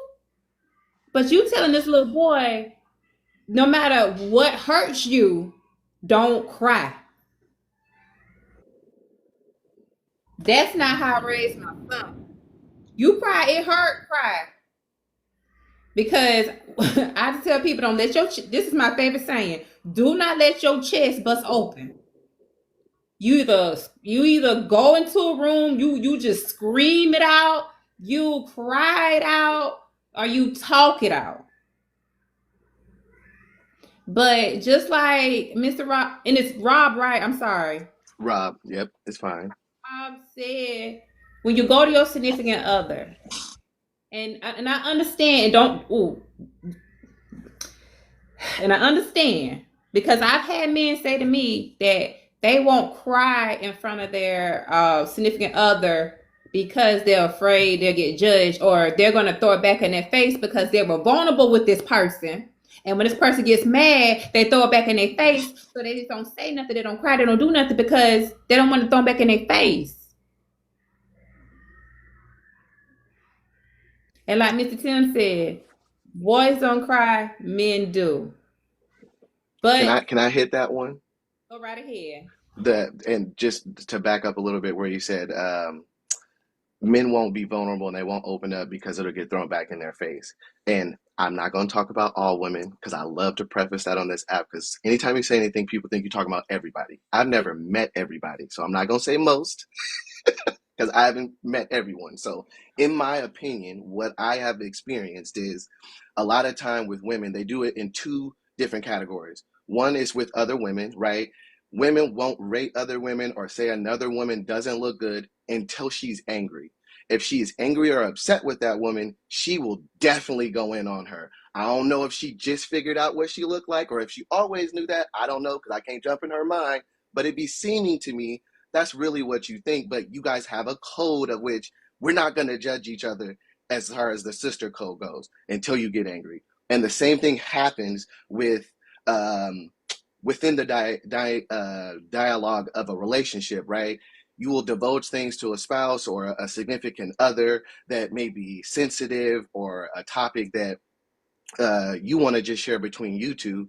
And in the moment, they will hold that information and keep it tight. But if they get angry, they know very much how to utilize that information and weaponize it to hurt an individual. And it's one thing that I had to learn as a quasi intelligent person. Just because you can do something doesn't mean you should do something. So it's like women are very good at nurturing information, right? Sitting on something and letting it grow into something else, right? So if you do it in a good way, you can nurture and grow a relationship, right? And nurture and grow a man, and nurture and grow your own possibilities. If you do it in a bad, vindictive way, you nurture negative emotions and energies that get released, right? Once it's fulfilled. So it's not that women aren't doing what they're naturally able to do. It's just, how are you wielding your power? right? You got to be willing to let go of, in my opinion, you got to be willing to let go of the ego of, he hurt me, I'm going to wait until I can hurt him. And that's usually what I see, is that in some kind of way, whatever happens, I can speak of my mom in general. Like, this is a lot of where I get it from is I would sit back and watch her. My dad, if you did something, my dad would right away, he's gonna discipline you. My mom would let it go, and then she would let it go again, and then she would let it go again, and then she would let it go again, and then she would beat you for everything that in between that, right? So it was like she never let it go. It was just, it got to bubble up. So that's kind of how I've experienced women in my life, is that nothing really gets let go. It's just, when does that release happen, and how you nurture and let that grow is going to be how it comes out at your significant other, spouse, friend, or whatever. You know what I mean?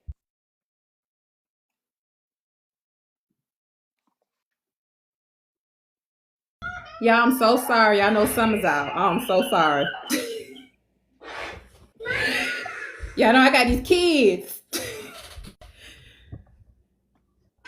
Everything Miss Rob said is true because, like I said, and I've talked to guys, and they said, "Well, I'm not gonna say nothing because they've had it thrown back in their face." But I want to go back up to Mr. Ray's comment. Mr. Ray said, "I took my frustration out on my now ex-girlfriend. A lot of times for my frustrations from the job." Now, if I'm gonna bring up one more person, so give me 1 second.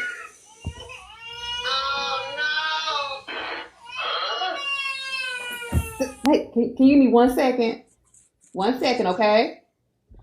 So, Mr. Ray, I want you to touch on that about when you know, the frustrations from your job. What would you come home and do and say? I think for me, a lot of times it was more of, I'm not complaining about work, but something could have happened at work or somebody said the wrong thing. Because at the time, for my position, and a person that looks like me is not supposed to have that position that I was in. So a lot of times I've dealt with people that didn't look like me. I supervised them or managed them. Anyway, it was just being snappy, being rude. Hey, are you hungry? Well, did I tell you I was hungry?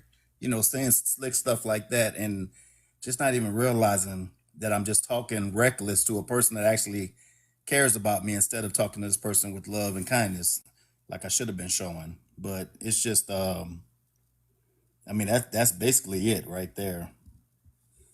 And I hope I'm coming in clear, guys. I don't know what's happening with this internet right now.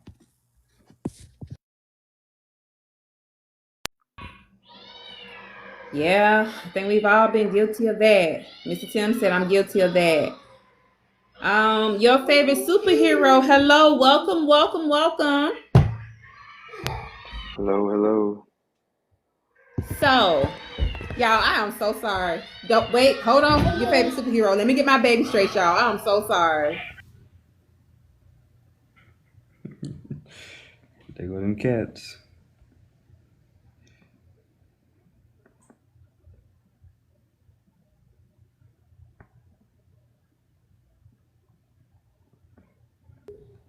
My apologies, y'all. Okay. Your favorite superhero. Come on, Mike. Oh, Talk. hold on. I can't hear you. One Oh, second. I don't know what's going on. okay. Okay, there we go.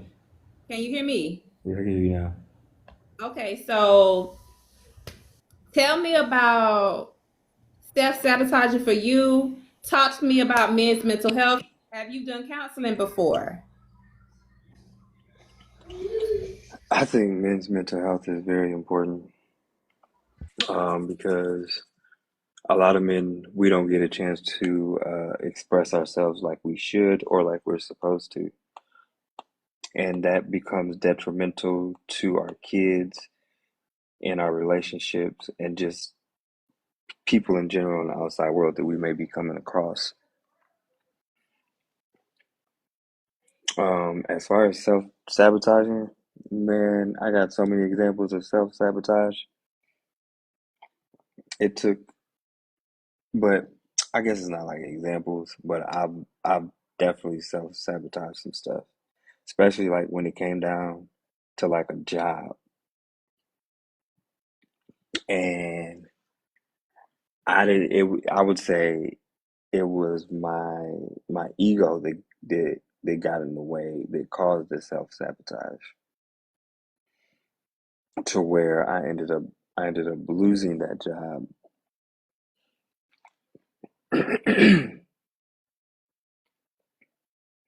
Yeah, and I was on that job for like 10 years.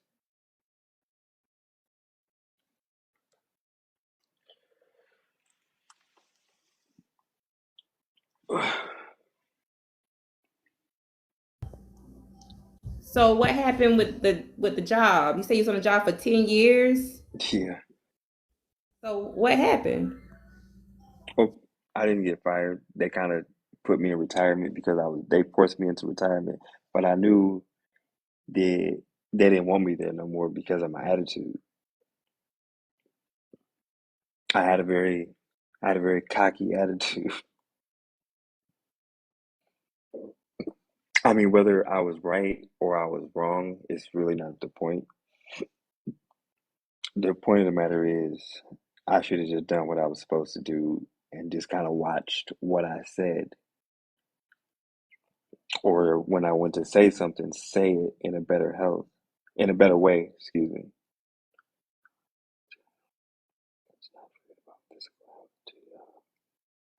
Sorry, I was reading the comments. No, you're But good. yeah, self-sabotaging. I've done that a lot of times.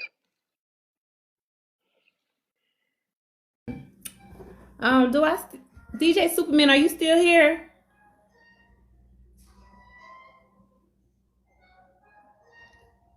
DJ Superman. Still here. Did you hear what favorite superhero just said? No, what'd he say? He said that he had self sabotaged himself far as his employment. He wasn't let go, but he was more so forced into retirement. His attitude and things like that. But I'm coming to you because you're my older gentleman of the group, and so you have a lot of life lessons. And I'm pretty sure that in your younger days, you know how men are. We have men have those attitudes. I'm going to assume not all, but some. So what what would you say to someone that has done it to themselves? It's all on how you rebound. You look at it's all on your perspective of how it's all on your perspective of how things went down. If there's things that you know that you can improve upon, look at it at those angles and use it as a positive motivational lesson. If it's like I don't care, then it's I don't care. Then there's nothing you can do. It is what it is. But most men, if they care about themselves, they're gonna look at the angle of okay, what can I do? How could I have handled that situation better? Or what could I have done to put myself in a better position to be moved up instead of let go? It's just all on perspective. Uh, but we're all guilty at some point of doing things to lose things that we don't really need to lose because of poor judgment or actions or lack of something. Uh, we just, if you're all about growth, then it's all about looking at your weaknesses and moving forward. But don't set yourself up at another date for failure. Don't keep repeating the cycle of failure. make adjustments on what you're weak on or what you feel like. Do a self evaluation. Figure out things I could have done better and improve upon that.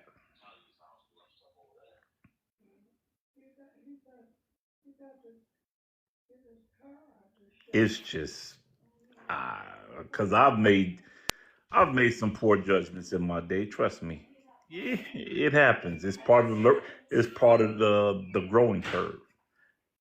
It's just what you do with that information after that is what's key because it's all relevant information on where you go in life and how you react in life and the pathway trajectory that you go in life. Because you can fall down, but as long as you get up,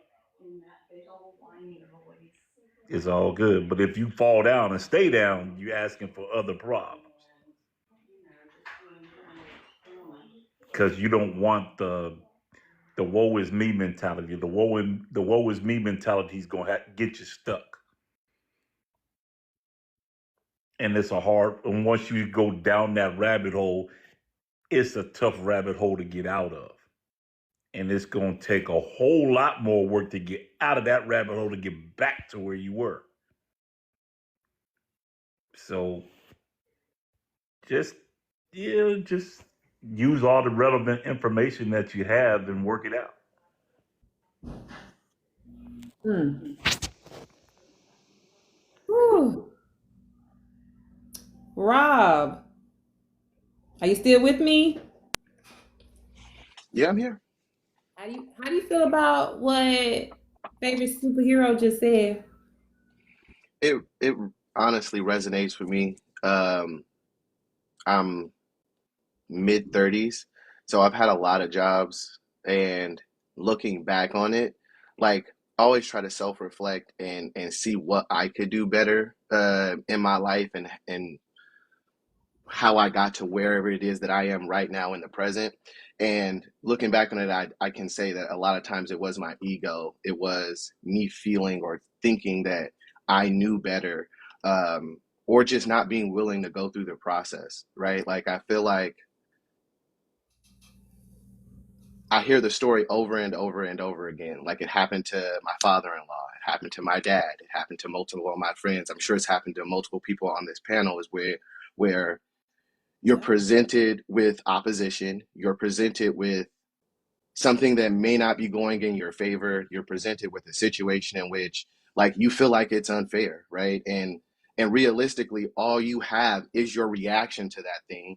But because nobody really teaches us how to be emotionally intelligent and how to like really think through problems in a proper way, we get mad at this situation and we want to put all our energy into changing everybody else. No, you do this, and if you would just be this way it would be easier for me, when that makes zero sense, like rationally, right? Like you're not in charge of the universe and you don't get to tell it to be nice to you, right? Like like it just doesn't work. The only person you have control over is you, right? So if the situation doesn't fit you, you have two options, right? You can exit the situation, which would mean leave the situation that is causing you such anxiety, right? For something that potentially could be better or worse. It doesn't matter, but at least you're making action on the thing that is perturbing you. Or you can change your perspective, right? How can I take this from something that irritates me to something that motivates me, right? Like, but all of those are your choices. The fact that we get stuck in this place where we want to change everyone else, which is unproductive, is why we are left with just anger, aggression, and being unfulfilled, right? Because you're not going to get anywhere in that space. So you're just left with these undesirable emotions. The moment you change your perspective to the self-reflection of what can I do? How can I be better in this situation? How can I put more energy into what I can do? You start to have a more happy and productive life.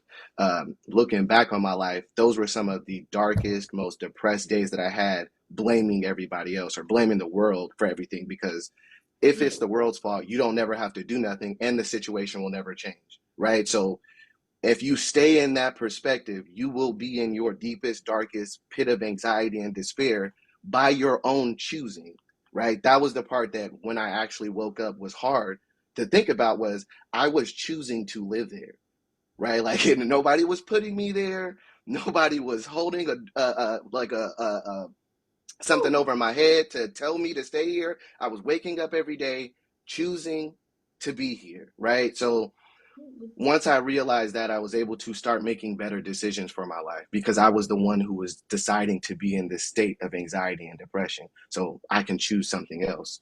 But yeah, just it resonated with me, and I hope, as he seemed like he was saying that, he was self-reflecting. Hey, I know that it was my ego, it was me that set me in that situation, and that's the first step. But I hope you continue on the journey of like, how can I be better? If more people ask themselves that question, we would have a much better world. How can I be better? Not everybody else doing something. How can I be better? Mm. Mm. If more people ask themselves that question.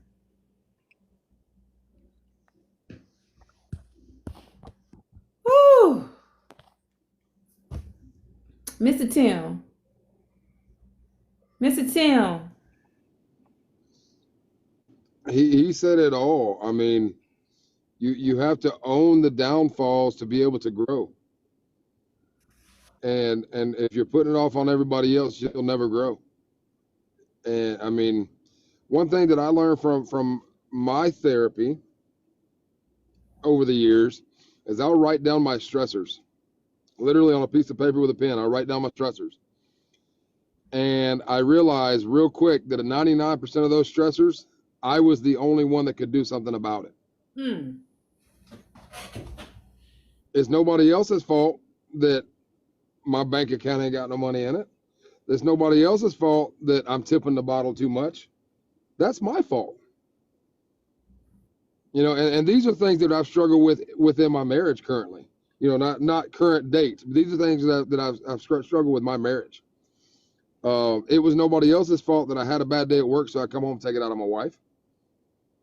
That's my fault. So we have to own the downfalls before we grow.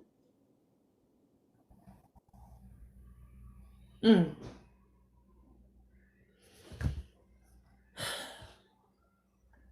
Y'all, this was needed today. I know Mr. Tim talked about having an all-male panel, speaking on mental health. Mr. Tim, I really need for you to get that together, because this is needed.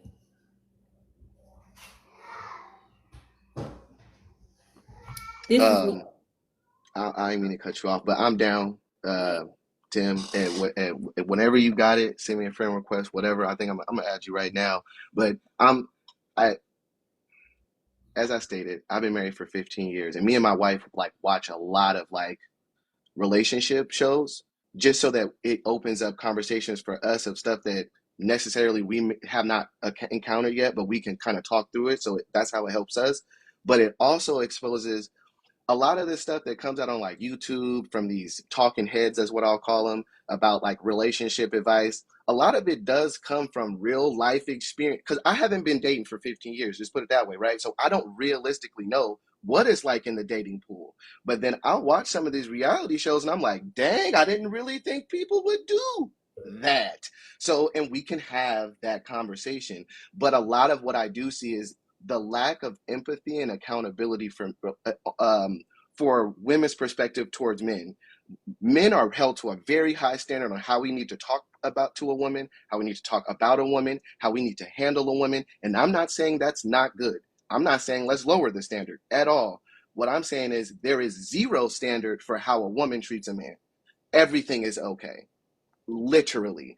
Like, and I can name multiple examples of what I've seen on television, televised, with experts, psychologists and therapists licensed, sitting back and okaying it. So I'm like, if there is a high level of disrespect that's allowed to go towards a man's direction, that is not called out, like, just period. So, and that really is what has pushed me to not only like make my platform and really advocate for just men's mental health in general. Because if you sitting down and you're a young boy and you see this, you don't have you don't have a guiding post. So it's nothing to like, oh, that's not really okay what them people is doing. You're just accepting that as the social norm.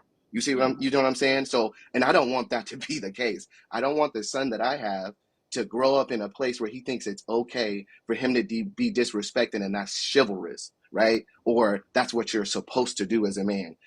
A man should be able to handle a woman with respect, but at the same time demand respect for himself.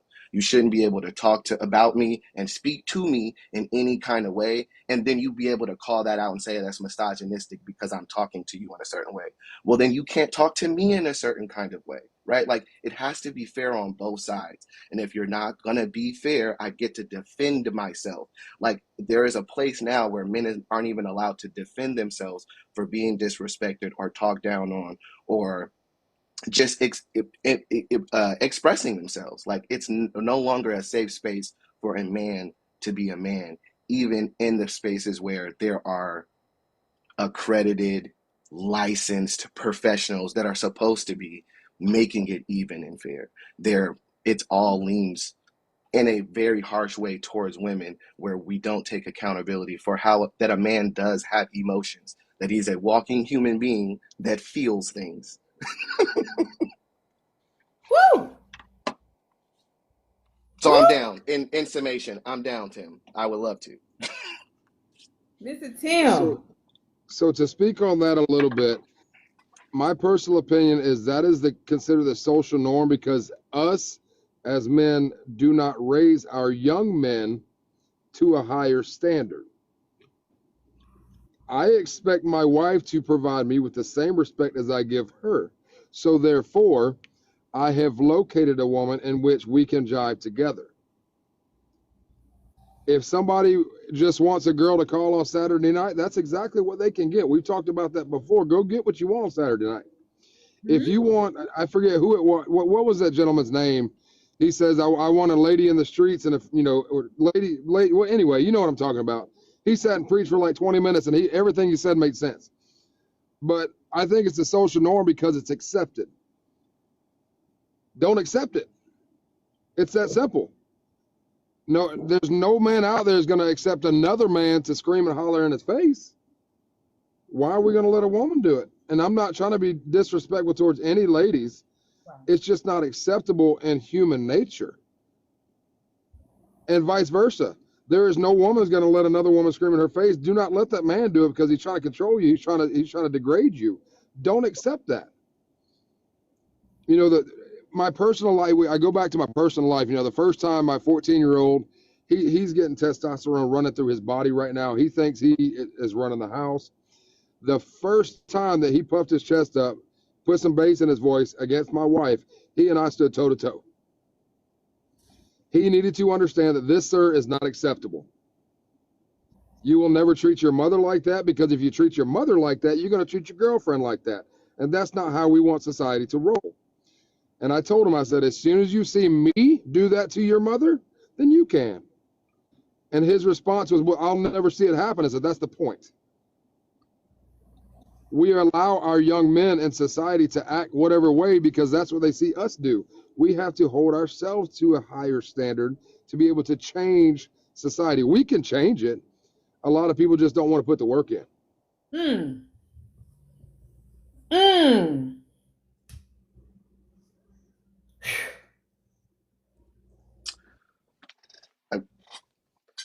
I want to agree. I partially agree. I think there's it's more subtlety than that. Because, I mean, I am so sorry. oh, no, you're fine. Go right ahead. No, you're fine. I think there's yes, I totally agree. Nobody's just going to let somebody scream in their face and be openly disrespectful. I feel like it's more subtle than that, though. It's just like a good example would be we were watching a show, and the gentleman was just being honest. It was in the context of they were put together to be married as married at first sight, right? So they don't know who each other are. They see each other for the first time, and the man was anxious, right? And realistically, he was feeling like, I'm not very physically attracted to this woman, right? And he was saying that it was because it takes more. I'm more interested in lifestyle. It's not really what she looks like, and I'm not really into the dolled up. I would like it more natural, right? And most people would tell you, even your boys are going to tell you, hey, bro, don't tell her that. Like, it is not okay for you to tell her like that you don't think she's attractive, because us us as a society have said that we're not allowed to comment on what a woman looks like because she's fragile, right? But he has the courage to actually tell her, to be honest about where they are so that they can grow a relationship. And I mean, everyone from her to the experts to everybody, how dare you tell a woman that you don't think she's attractive? Why is a man not allowed to have an opinion? Why is a man not allowed to have a perspective on what he wants and what he doesn't want? And I was like, that is what I mean. Like, it's not so much of being like openly disrespectful. It's just there are certain things that are allowed for a woman, right, that are not allowed for a man. A woman can openly say, I don't like him, he doesn't look like what I'm looking for. Like, it, the all the stereotypes exist. And I'm not saying every woman is like that, but women are generally allowed to have a perspective on what they want from a man, right?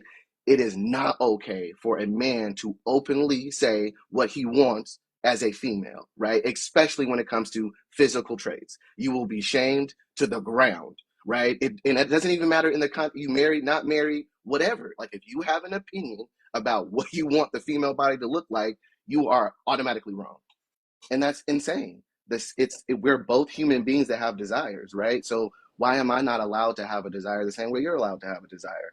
And for us to be both evolved human beings that are not moved by our base desires only, like, you know what I mean? Like, yes, I can look beyond just a thin woman. That's not all I'm looking for, but that can be a part of my preferences, right? Like, and some things can outweigh others the same way it does for females. I don't expect a woman that says, well, I like 6 foot men, to disqualify all men that's over under 6 foot. I don't think that way, but that's the stereotype that's put out there, right? So to me, it's like women are allowed to have opinions that men cannot have or cannot openly have and discuss in the public, that are allowed by women and supported by other people in that same context. DJ Superman, I saw you come off mic. Oh, hush, you bastard. We I can hold on. You've asked her that. That was funny. What you lying So about today, right? we are talking about men's mental health, men self-sabotaging. It's for men to cry. Like, I think we need to start addressing things, far as men and how the men carry the world on their shoulders, and not only the world. Then you got this family sitting on top of the world, and then somebody sitting on top of the family, and then their shoulders is just pressed down. But where do they go to decompress? Where do they go to release? Where can they go to cry? But go ahead, DJ Superman. No, you good. Keep doing your thing. Do your thing. Okay. If But that's y'all don't care about our mental health if we are broke. mental health is real. Don't get it twisted. Mental health is real. Do not disvalue that piece of information. Um, to the part of Rob's thing, everybody has a preference of who their vision versus what they see.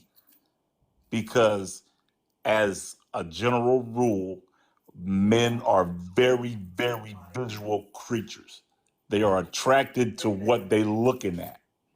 So they're entitled to their preference, just like women are entitled to their preference.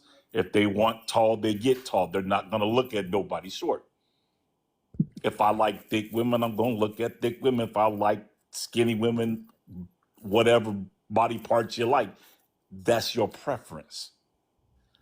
But to add to his point, I was always taught if you ain't got nothing nice to say, don't say anything. So, and there is no such animal as my mama raised me. There is no such animal as somebody being ugly. They have, you can find them unattractive but not ugly. So I mean, it's all on how you were raised and your preference. Me, I was raised. She's not for me, so I'm not gonna say, "Oh, you just dog ugly." No, I'm not gonna say Right. that. I'm not gonna say that. I'll be like, "Thank you for your interest. I'm not interested, but thank you anyway." And you don't have to be brash or harsh about anything, because in the same token, you don't want anybody to be brash or harsh with yourself. So it's a boomerang effect. You put it out there, it's definitely gonna come back. So a lot of times, my mom taught me another thing is, think before you speak, Mm. because once you put it out there, it's out there. So be mindful of what you say and how you say it, in the context of how you say it, because people can take your words and twist them into something else when it's not what you meant. Mm. Whew. The the decompression thing is, yeah, everybody thinks as Tim was saying, everybody thinks guys ain't supposed to cry. That ain't manly. Guess what? You gotta have something to release it, and sometimes it's necessary. I've done that in front of my wife, believe that. And my wife is in a no judgment zone, and she don't bring it back. If I break down, she there to make sure I'm okay, hold me and ask me what she can do. So don't get it twisted. Your wife or your spouse or your mate is supposed to be your safe zone, no matter how you cut it or slice it. Mm. Don't nobody else got your back. Your spouse supposed to have your back with that. Mm. That's some true. That's some true. I'm sorry. That's some true shit right there. I got to say shit because that's some true shit right there. What DJ Superman just said. And I want to touch on something that Rob said. He said that men kind of get crucified for telling a woman, I don't like that makeup on you. The hairstyle looks so okay to me, but and I think that because I'm gonna give y'all my own situation. So I lost 100 pounds, and my husband said to me, mind you, and I want to remind everybody, my husband married me 100 pounds heavier. Okay, I was probably about 260, 252, 260, right up in there. And I got down 100 pounds, and y'all know what my husband said to me? My husband told me that he was more attracted to me now than he was when I was 100 pounds lighter. But y'all, that didn't mean that he didn't love me. That didn't mean that he thought I was ugly. To me, I kind of have to take things as men say it, because I think men have a way of saying things in a man way, but it's supposed to be in a loving way. But that didn't make me feel bad, because I understood what he was saying. And mind you, this man married me at my heaviest. Okay, I still put myself up against that wedding dress that was a 4X. So I get what Mr. Rob was saying. He married you heavy, though. He obviously is what attracted you. Absolutely, absolutely. I'm in that boat right now, baby girl. I'm in that boat right now as we speak. Right, and it's nothing wrong with a 4X, because my husband married me at a 4X. No. And my wife just got done losing She had a knee replacement done, and then she got on some stuff, and then she's lost pretty close to 100 pounds.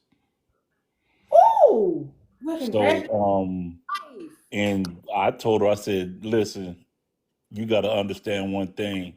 And I call her, she laughs at her because her name is Angie. I call her the artist formerly known as Big Angie. So she laughs because she understood. I understand her journey. So, and she's not trying to go back. So I'm like, I understand. So, I mean, I tell her all the time, you got to understand I loved you anyway. Even when you was big, I didn't care. Go.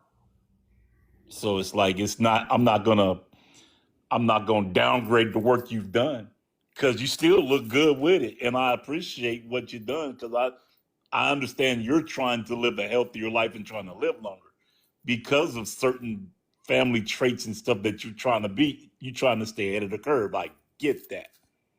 And I appreciate that. So it's all a matter of perspective for me. So you have a question from Evaster Ruffin. He said, DJ Superman, how much did her attitude change? Her attitude has been nothing but the same. Her attitude is still the same as it was the day I married her. And that is awesome. Look, I told her the second date, I'm marrying you already. You just don't know it yet. Oh. Please, I was like, I'm done. Lucky you.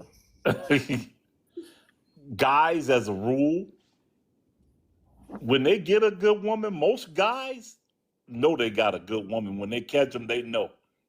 Beyond the shadow of a doubt. That's right. My husband had better known he got a good woman. I'm just joking. Look, he didn't take you by the hand for nothing. When he started praying over you and praying for you, he knew up front. Hey, I got this one. This one is kept.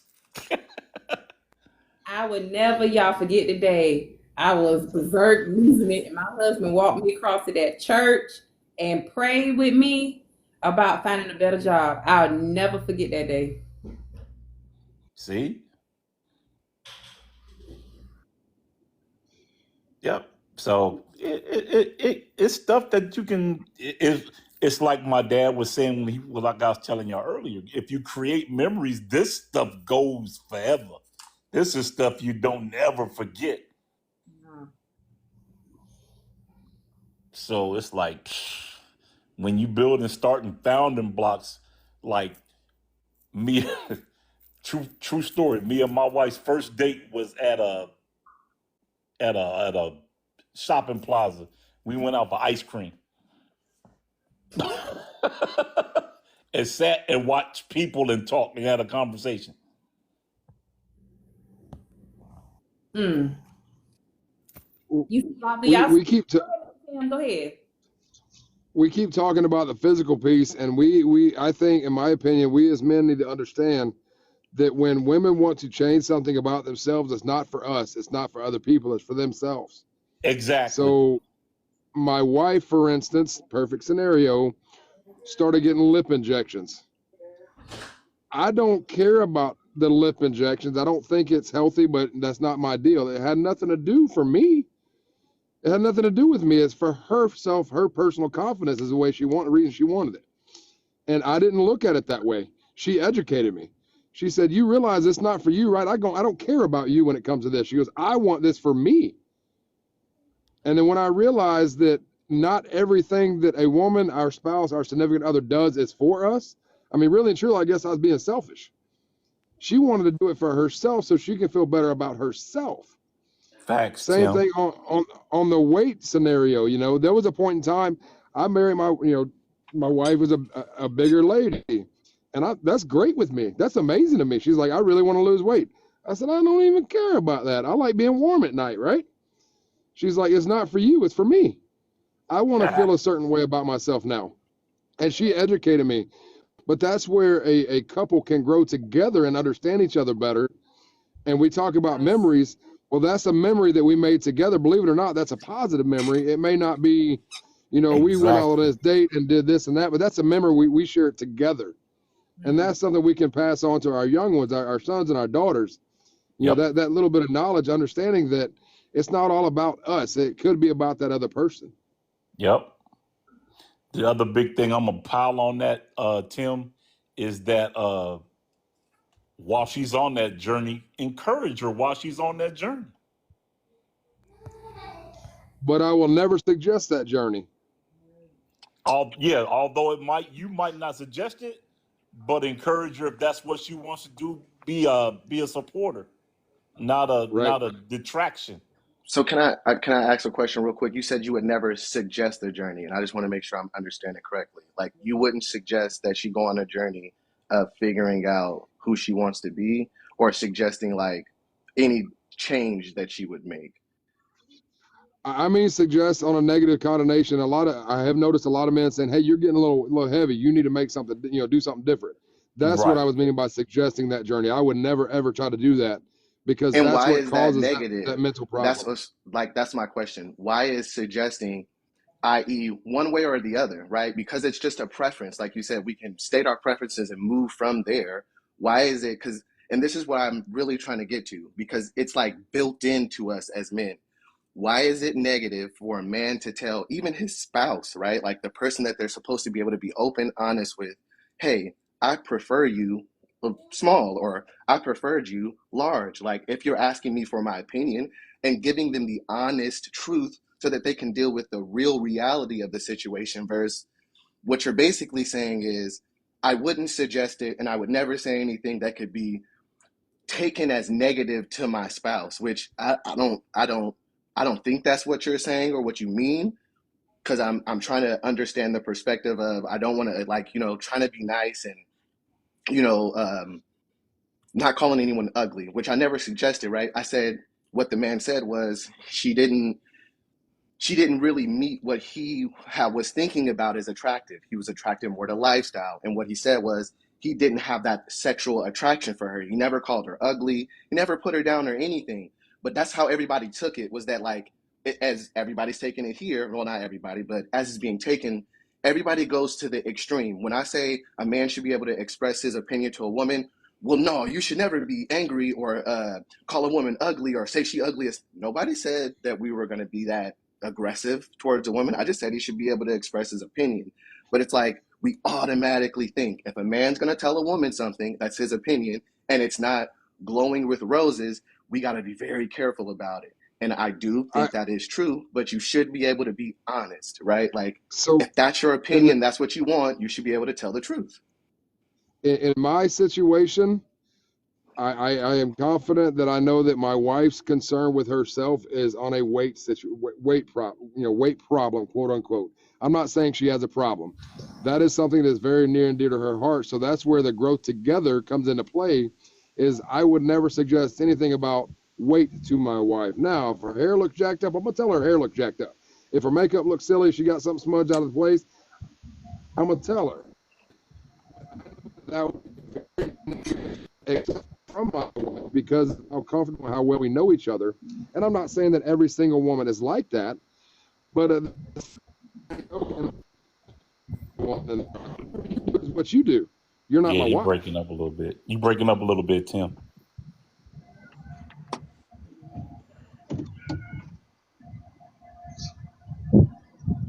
Is that any better? Yeah, you got it now. You got it. Yeah. Okay, so what I was saying is, on my personal scenario with my wife, one of her sensitive subjects is her weight. It's been a family thing with her, her back and forth. That's one thing that doesn't necessarily matter to me, but that's my personal situation. Like I was saying, if her hair is jacked up and looks silly, I'm gonna say, hey, that ain't right. Or if what she's wearing doesn't look great, I'm gonna say, you really want to wear that? But that's because we've become so comfortable in a marriage of 18 years that we can do that. But that sensitive subject of weight is something I would never suggest to my wife. And everybody's situation is relative and can be molded to themselves. Like I say, I don't care about another woman because that's not who I'm married to. What they do is what they do. The person I'm married to, in my personal scenario, that's just something I would not do because I know it would be detrimental to her mental stability. That's where I was getting ready to go with that, Tim.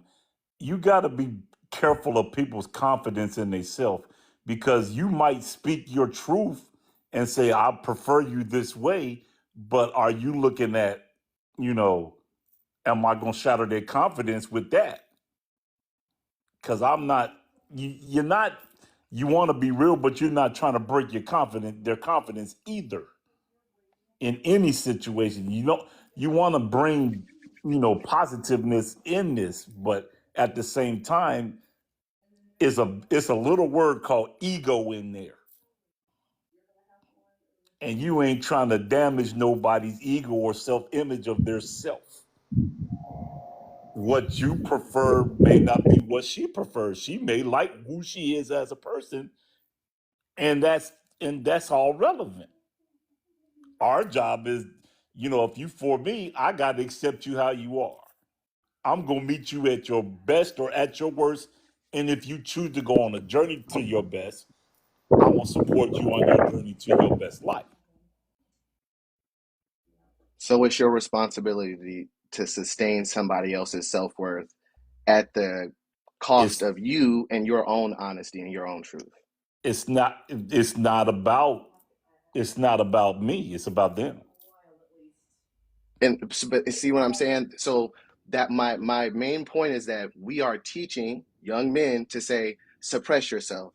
It's not about you. Suppress yourself. It is not about you. And I'm not saying anything that you guys are saying is even wrong in your situation. I'll give you a personal situation, right, for myself. My wife was very skinny when we got together. We got together when we were 19, 20. I'm 34 now. My wife has probably put on another 100, 150 pounds. When she asked me, right? When she asked me, am I bigger? Do I look big? Yes, babe, you look big. Like you're busting out your clothes. Because I'm going to tell her the truth. Does that make me love her any less? No.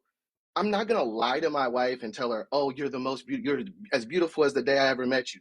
She is to me on the inside, but she does not look the same, right? And it took a while for us to be able to get past like, "Well, do you not like me, babe?" Physically, you are going to change if we're gonna be together forever. You're not gonna always look like you looked. That's not real, right? Like, and if you feel that our relationship is dependent upon you looking a certain way, then you're already wrong, right? Like it opened us up to have a conversation because I was able to be honest, right? She didn't take it the right way at first because we live in this world where a man's not supposed to tell a woman that she's not big, right? But now, one, she trusts me more because she knows if something's going on, I'm going to tell her the truth. She knows how I feel. It's not the one thing I hate about relationships that go on so often is that everybody's holding these little secrets, right? I really feel this way, but I'm not going to tell you that because I know it's going to hurt your feelings. And that's not nice. That's manipulative. If you really think about it, right? I'm not going to say X, Y, and Z because I think it might hurt your feelings, but that's who you really are. That's really what you think. That thought didn't come from nowhere. It didn't materialize to make you upset, right? Like you are a person and you have feelings and you should be able to share that with your spouse. The fact that we're trying to teach each other to say, suppress it. You don't know how that's going to make another person feel. You don't know if that's going to break them down. Well, what about you, kind sir? What about your emotions? What about your feelings? What about how you want to be able to express yourself with your spouse? What about having an actual open and honest relationship where we don't have to hide things from each other? That to me is a more healthy space to live in for both partners because at the end of the day we both understand one thing and one thing only. I can't make her do nothing and she can't make me do nothing. So she's her own person regardless of how I feel about it, regardless of what my opinion is, but she does know that I will share it with her so that she can take it and do what it with she will, right? Because I don't believe that my spouse is a weak person. I don't believe that she has a weak constitution or that she has a weak self worth. So I can tell her what I believe and she takes with it what she will, right? Like, I feel we have to be able to treat each other in a better way and to be more honest so that we all can grow and we all can actually be ourselves and not these things that we've been taught to be, right? Which is nice and kind and considerate to other people. You're going to be that already. You're a human being. If you're going to say something that somebody doesn't like, you're going to try and find a way to say it in a way that's compassionate. but you still don't control how that person takes it. That's why I don't believe in that. Well, that might crush their soul. I don't have control of that.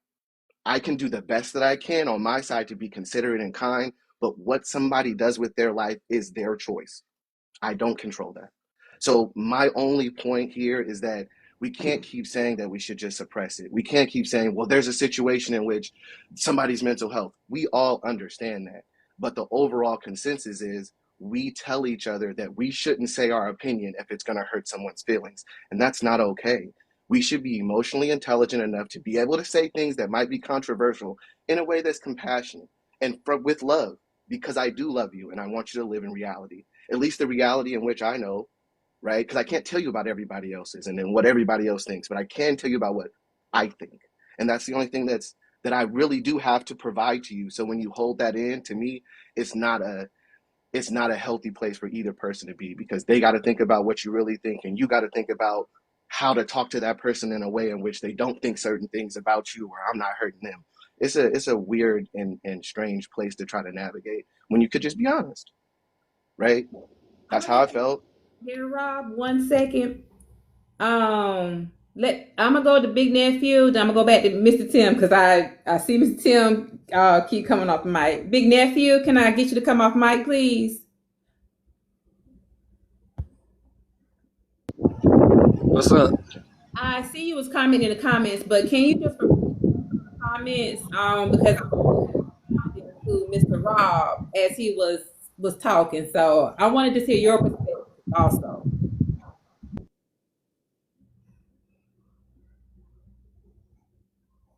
You still with me, This Big? just goes for anybody and anything. You gotta take. What'd you say? Okay, go ahead. You gotta have. It's a time and a place for everything, and it ain't what you say. It's how you say it. You can let them know what they doing, but you don't. It's how you say it, because a person can receive anything wrong. That's why I hate doing text message. Okay. You just got to be considerate of other person's feelings, but at the same time, like, I'm brutally honest. I'm gonna say what's on my mind, but I'm gonna also think about how I'm gonna word it, so it won't be a conflict. All right. Thank you. Mr. Rob, I commend you and your wife for having the comfort between each other to be able to have that hard conversation, because a lot of couples can't do that, right? What I wanted to respond with is we all took the same vow as married men, for better or for worse, no matter what.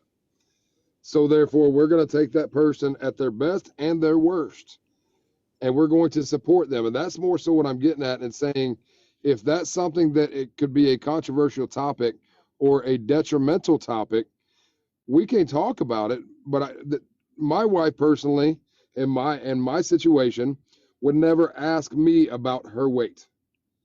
That's in 18 years, that's never come up.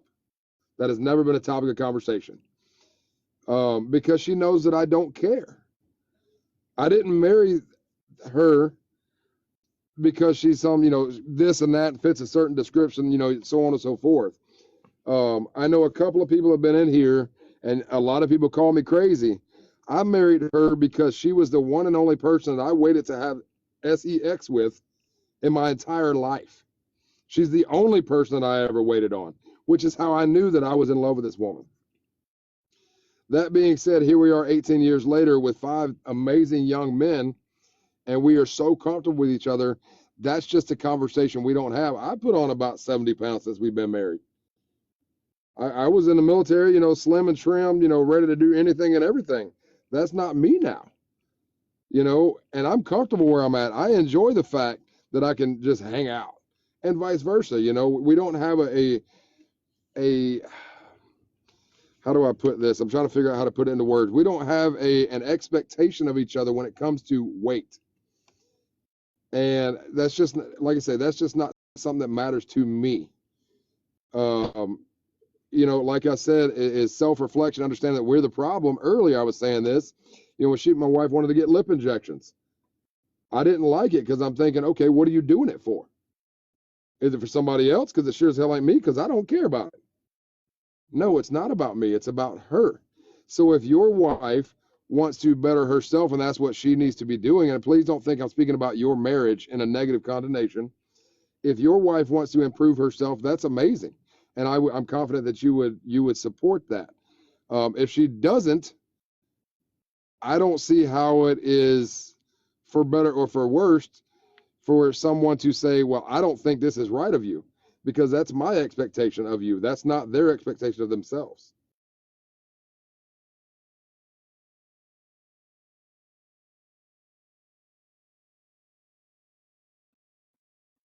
No, I definitely, I get where you're coming from. I understand what you're saying, and I want to clarify and make sure everybody's understanding. I'm not really.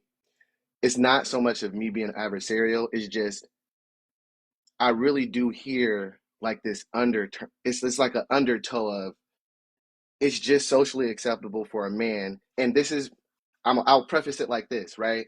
I had to tell my wife one time because she was like, "Why are you okay with just ending an argument saying that I'm right?"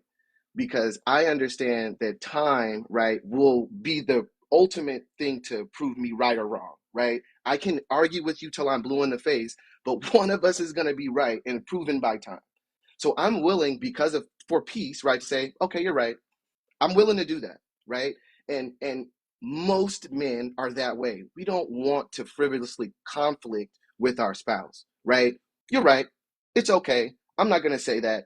And so we're already naturally that way. So I don't want to emphasize and put a spotlight on us not being able to be our true authentic self. If you and your true authentic self is, I don't care about weight, then you are being honest with your spouse. And that's what I mean by, like, I'm not taking anything away from anybody's relationship on this panel or that's talking. If you're being your authentic self and you truly don't care about weight, and that's not a conversation you guys need to have, then that's a nothing burger for you guys' relationship. But like you were saying, if I don't like her hairstyle or something, I can be honest with her and she doesn't think that's going to be the end of the relationship if she doesn't change her hairstyle, right? Or because she's getting lip injections and I don't necessarily agree with that I'm going to leave my spouse, right? Like, I've got to deal with the bad decisions she makes, like she's got to deal with the bad decisions that I make, because we're both imperfect human beings, right? So it just gets back to, if we really believe the things that we're saying, as far as neither one of us is perfect, we're going to be with each other for better or for worse, then me stating my truth, even if it hurts her feelings, is not going to be the end of my marriage. That's what I mean by, it's a real belief in my spouse that she isn't weak and that she can handle my perspective, right? I don't have to sugarcoat it for her. Like, I can be, if for lack of a better word, brutally honest, right? I don't have to I don't have to sugarcoat myself or hide any pieces of myself in the hopes that it's securing my wife's happiness, right? I can be and show up as my authentic self, say what I believe, whether I think it's going to hurt her feelings or not, and our relationship's going to continue. So if as long as that's what's going on, then I can 100% agree.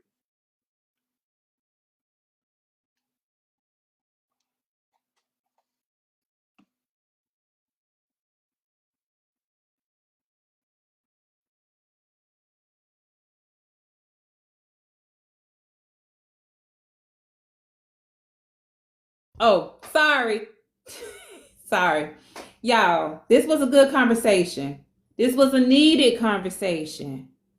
Y'all, this was good. I usually end my live around 1, but it was too good to end.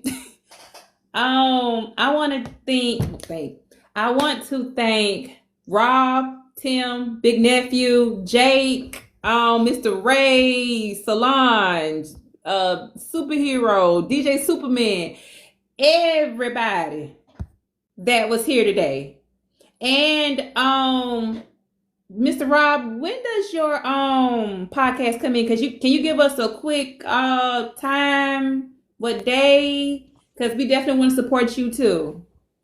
I appreciate it. Thank you. Thank you. Thank you. If you go to my page, my YouTube page, it links in the bio. I won't say I'm super active. I usually just slide into other people's panels on TikToks. I haven't got to the place where I'm hosting my own, so I don't have like a time frame that I'm here.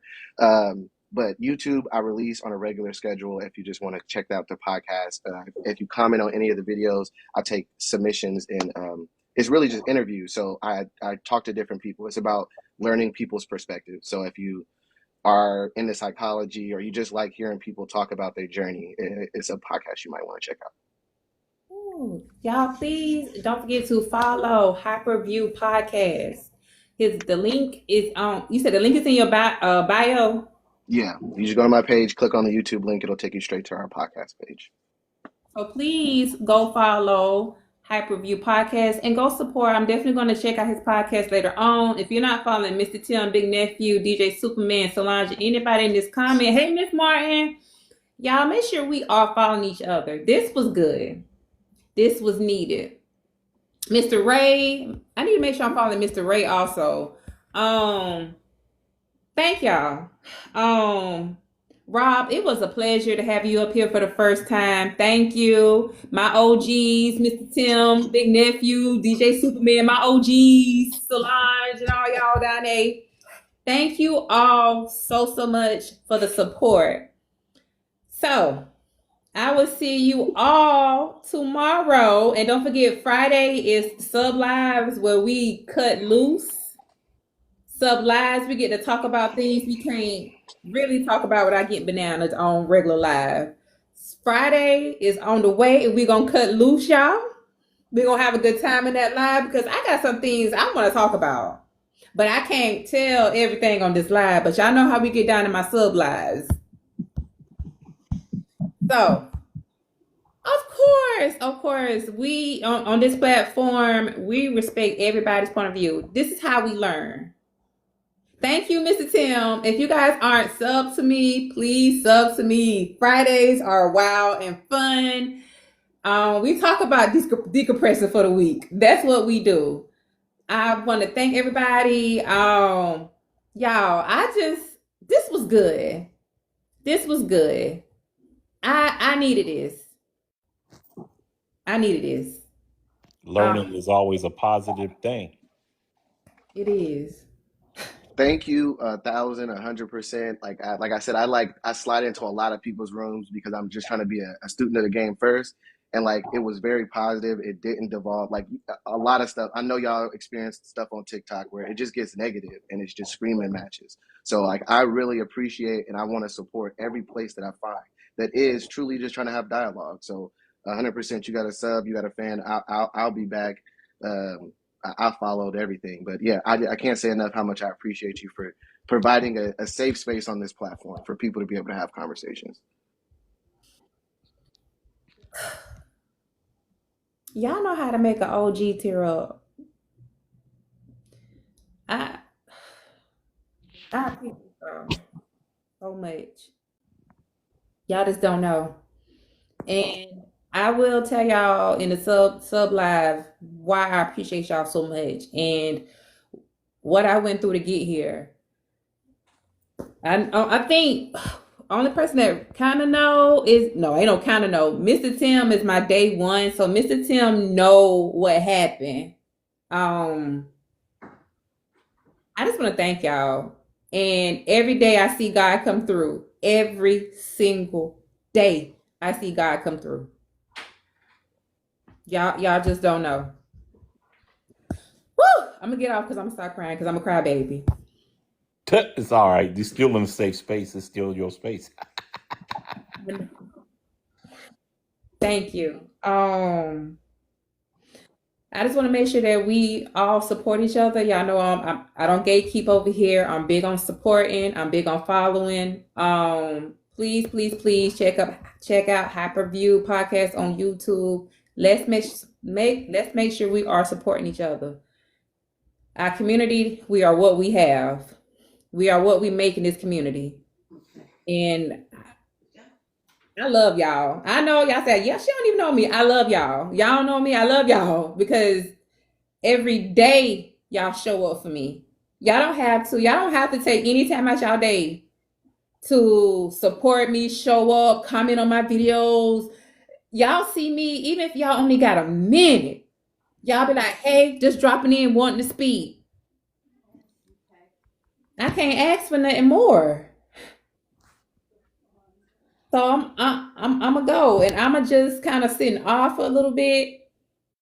Want to thank God for a little bit because I'll let y'all know in the live like what it took for me to get here, what I went through to even be here. So It's a I'm journey. Always. always, always DJ Superman, always. Woo! It's a journey always. Sometimes the road less traveled is necessary.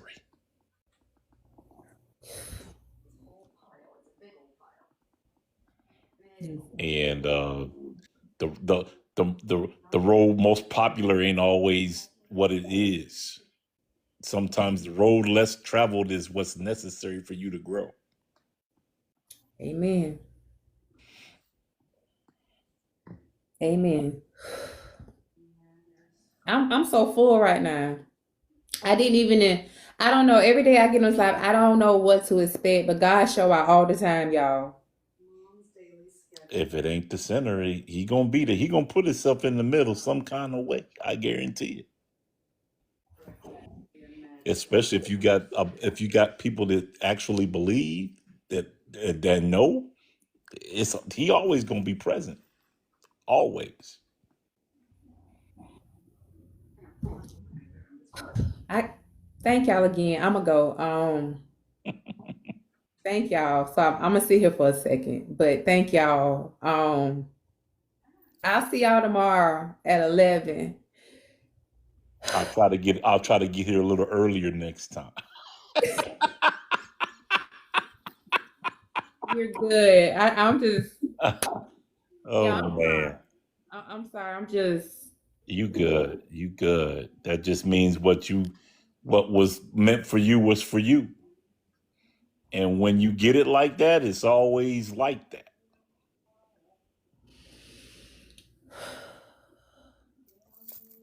Take that it from a take it from an OG, you'll know. okay. But again, whew, okay. But again, tomorrow I will see y'all at 11. Friday, do not forget the sub live where we cut loose, we cut up, we have fun, we say whatever. And I want to thank everybody that comes on my panel. Thank y'all. Thank y'all. I gotta go. I gotta go because I gotta go. Bye, y'all. Have a great day. Y'all too.